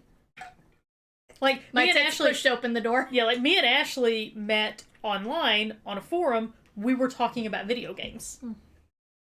Because I was saying that I didn't think that Elder Scrolls Skyrim was going to be any good because I couldn't get into Oblivion, and she disagreed with me, and we had a kind of quote-unquote argument about it. And that was how we met. Yeah. But that got my foot in the door. Like, because then it turned into a Friends with Benefits, and then she was actually the one who went for it and said, you know what, I think we got the potential to have something really good here if you're interested in being more exclusive. And then I had to take a risk and go, okay, yeah, let's give it a shot and see what happens. And then from then on, there were moments where she had to put herself out there and fight for it, and there were moments where I had to put myself out there and fight for it. That's just kind of how relationships are. Yeah. What's your thoughts on polyamory? I am all for that. I have actually made it very clear to my boyfriend multiple times that as someone with a low sex drive, if he needs to go somewhere to go get some booty just to make him happy, I am completely okay with it. As far as polyamory, As long as they're clean and you... as long as they're clean, they let me know and wear a condom, it's fine, I don't care. Mhm. As far as polyamory, we have discussed, like, maybe, if we wanted to later on in life, but he's very much, my boyfriend's very much an I love only you, and I really don't want to hurt your feelings in any way. Even if you do give me permission for this one thing, I still don't feel right doing that. I'm very much all about polyamory, especially considering how those relationships are built so much on communication. Yeah, everything I've seen with like functional polyamory relationships is there is a ton of communicate. Like they're like constant communication, and like it works out of, you know, both trust and communication. And it's kind of, I've noticed, maybe this is just me, I've noticed that a lot of the successful polyamory relationships I've seen, it's a case of that polyamory part is established early on. It's not like introduced in to try to save the relationship. Yeah, or some no, shit like that. no. Like, Yeah. I feel like polyamory needs to be a thing, like, talked about first thing going into a relationship.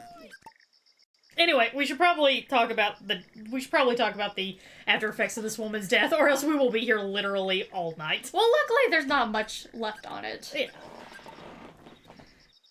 Yeah, I imagine Polly's pretty high maintenance. I'd love to, you know, sometime I just want to sit, like, Cat for the Win has.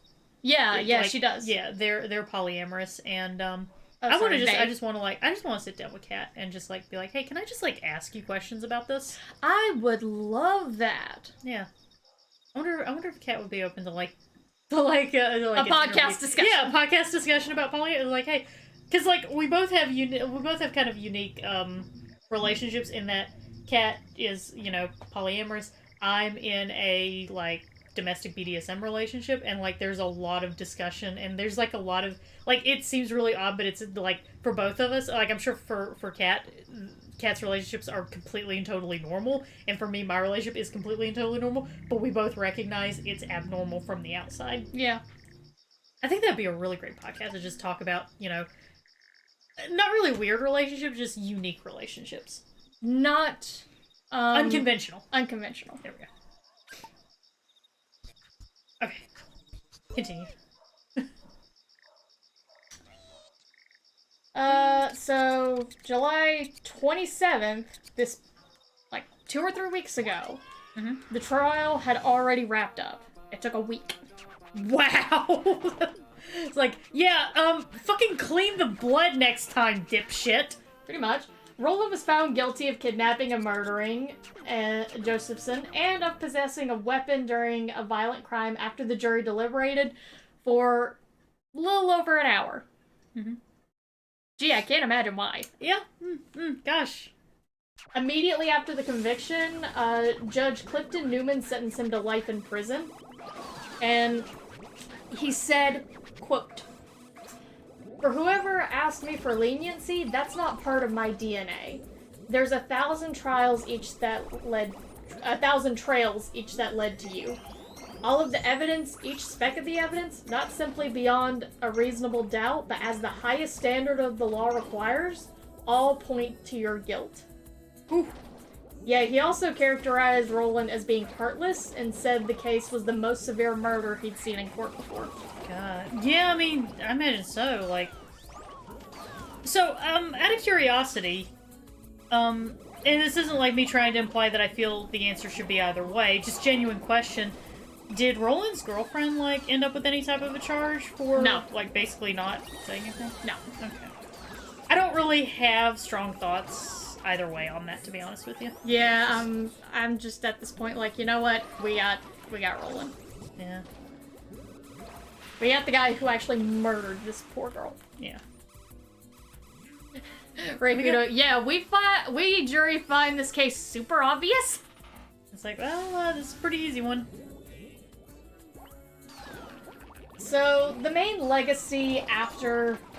Samantha Josephson's death is her parents going on this crusade for every single state to start adopting safer ways for people to travel via ride shares.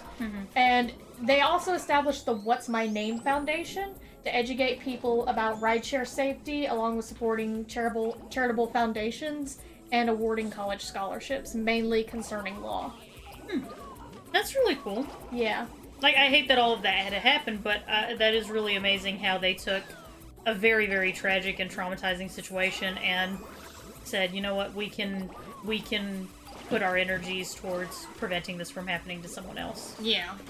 Like, so, I'm about to go into a lot of laws enacted, but I honestly do think they're kind of important. Yeah.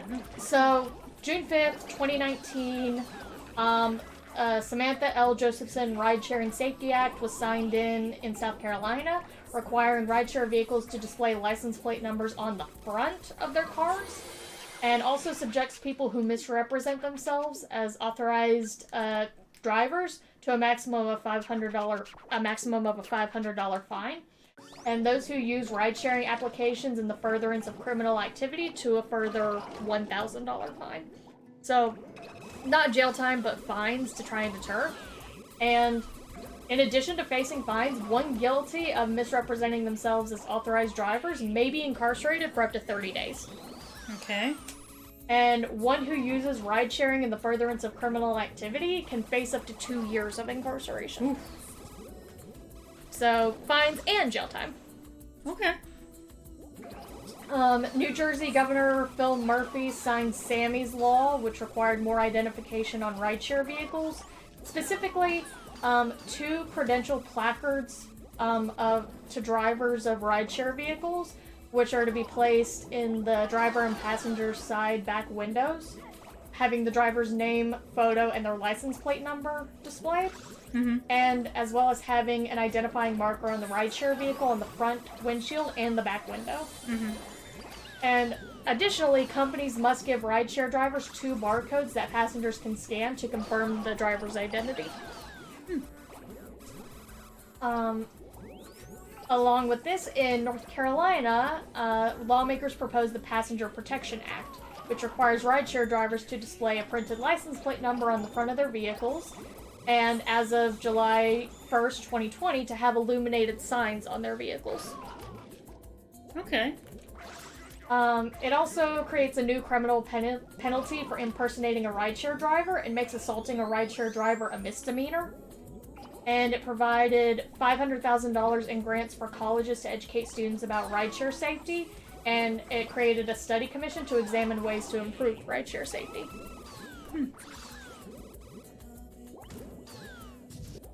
Let's see. There's more laws that are pending. They want to try to make it into a national thing. Samantha's parents do. I don't blame them. I would want that to be national as well. Yeah. So it's basically they're really working on trying to make sure the plate identification, illuminated signs in front and the back for drivers, as well as enacting these safety educational seminars, mainly in colleges for young people, that encourage them to ask the driver, "What's my name?" if they don't already give it. Yeah. So, some good did come out of this in terms of educating other people and enacting more safety in terms of ride shares, but I hate that this had to happen for us to get there. You know? That is because businesses will not do jack shit to take care of customers until the government literally steps in and forces them to do so. Yeah.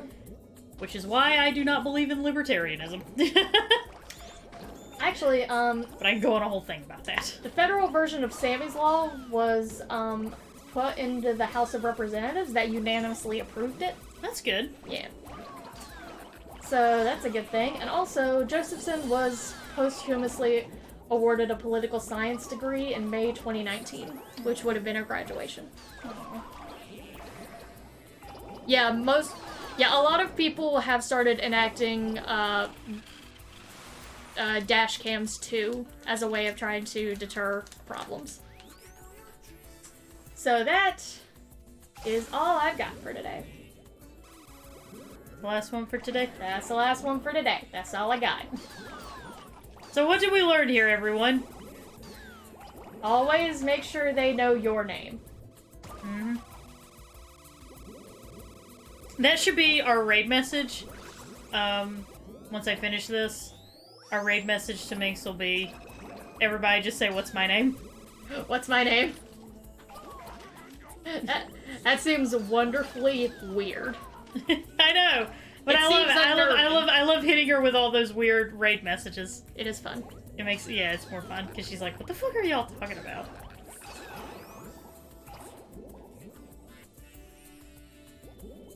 So what are we doing? I'm trying to roll up to 60 centimeters as fast as possible, but I'm not doing so great. Is it because you're bad at this? Yeah, honestly, yeah. Say my name, say my name.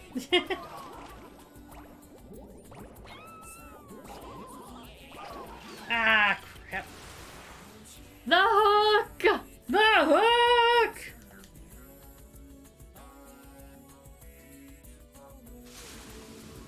So yeah, well, I'm getting this last little bit, and then we'll call it for the day. Go ahead and type out your raid message, which is, what's my name? Done.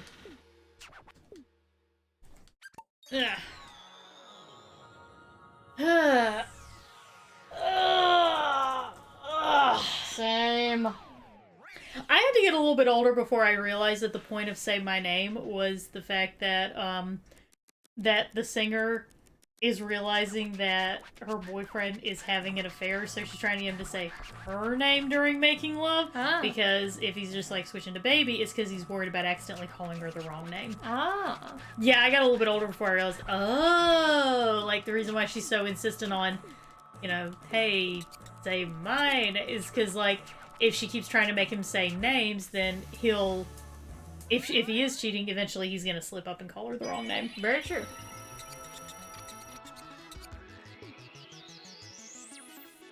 So, what did we learn today, everyone? I'm gonna have pizza rolls after this. That's what I learned. I learned that I'm hungry, and I figured out what I'm gonna eat after this. Okay. Because it's a scrounge around the house day anyway, and I already gave you my Chinese. Yeah.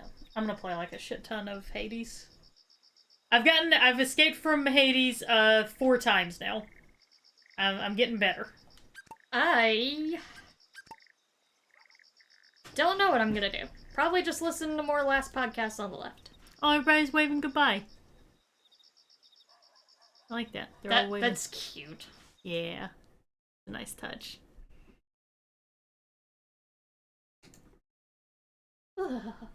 Alright. So, let's send y'all over to... Cause Minx is live, right? Yes, Minx. I was about to say, she I better double be. checked. Yeah, bitch better be live by now. I double checked. It's fine. Go say hi to Minx. Hit Minx up with, hit her up with the what's my name, first and foremost. But also hit her up with some nice words. She's been feeling pretty sick and, you know, she's not been feeling super great. So, get in there and say some nice stuff to her. Let her know she's cool, because she is.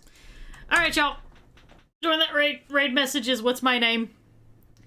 Y'all have a fantastic rest of your day. I will see y'all tomorrow, 1 p.m. Eastern Standard Time, for more Beyond Good and Evil. Hopefully we'll finally save Pig Daddy. Hey, you have fun with that. We're gonna try really hard to save Pig Daddy, but I might get distracted by air hockey again, to be honest with you. Yes, I will see y'all tomorrow for more Beyond Good and Evil. Later, everybody. Bye. Bye.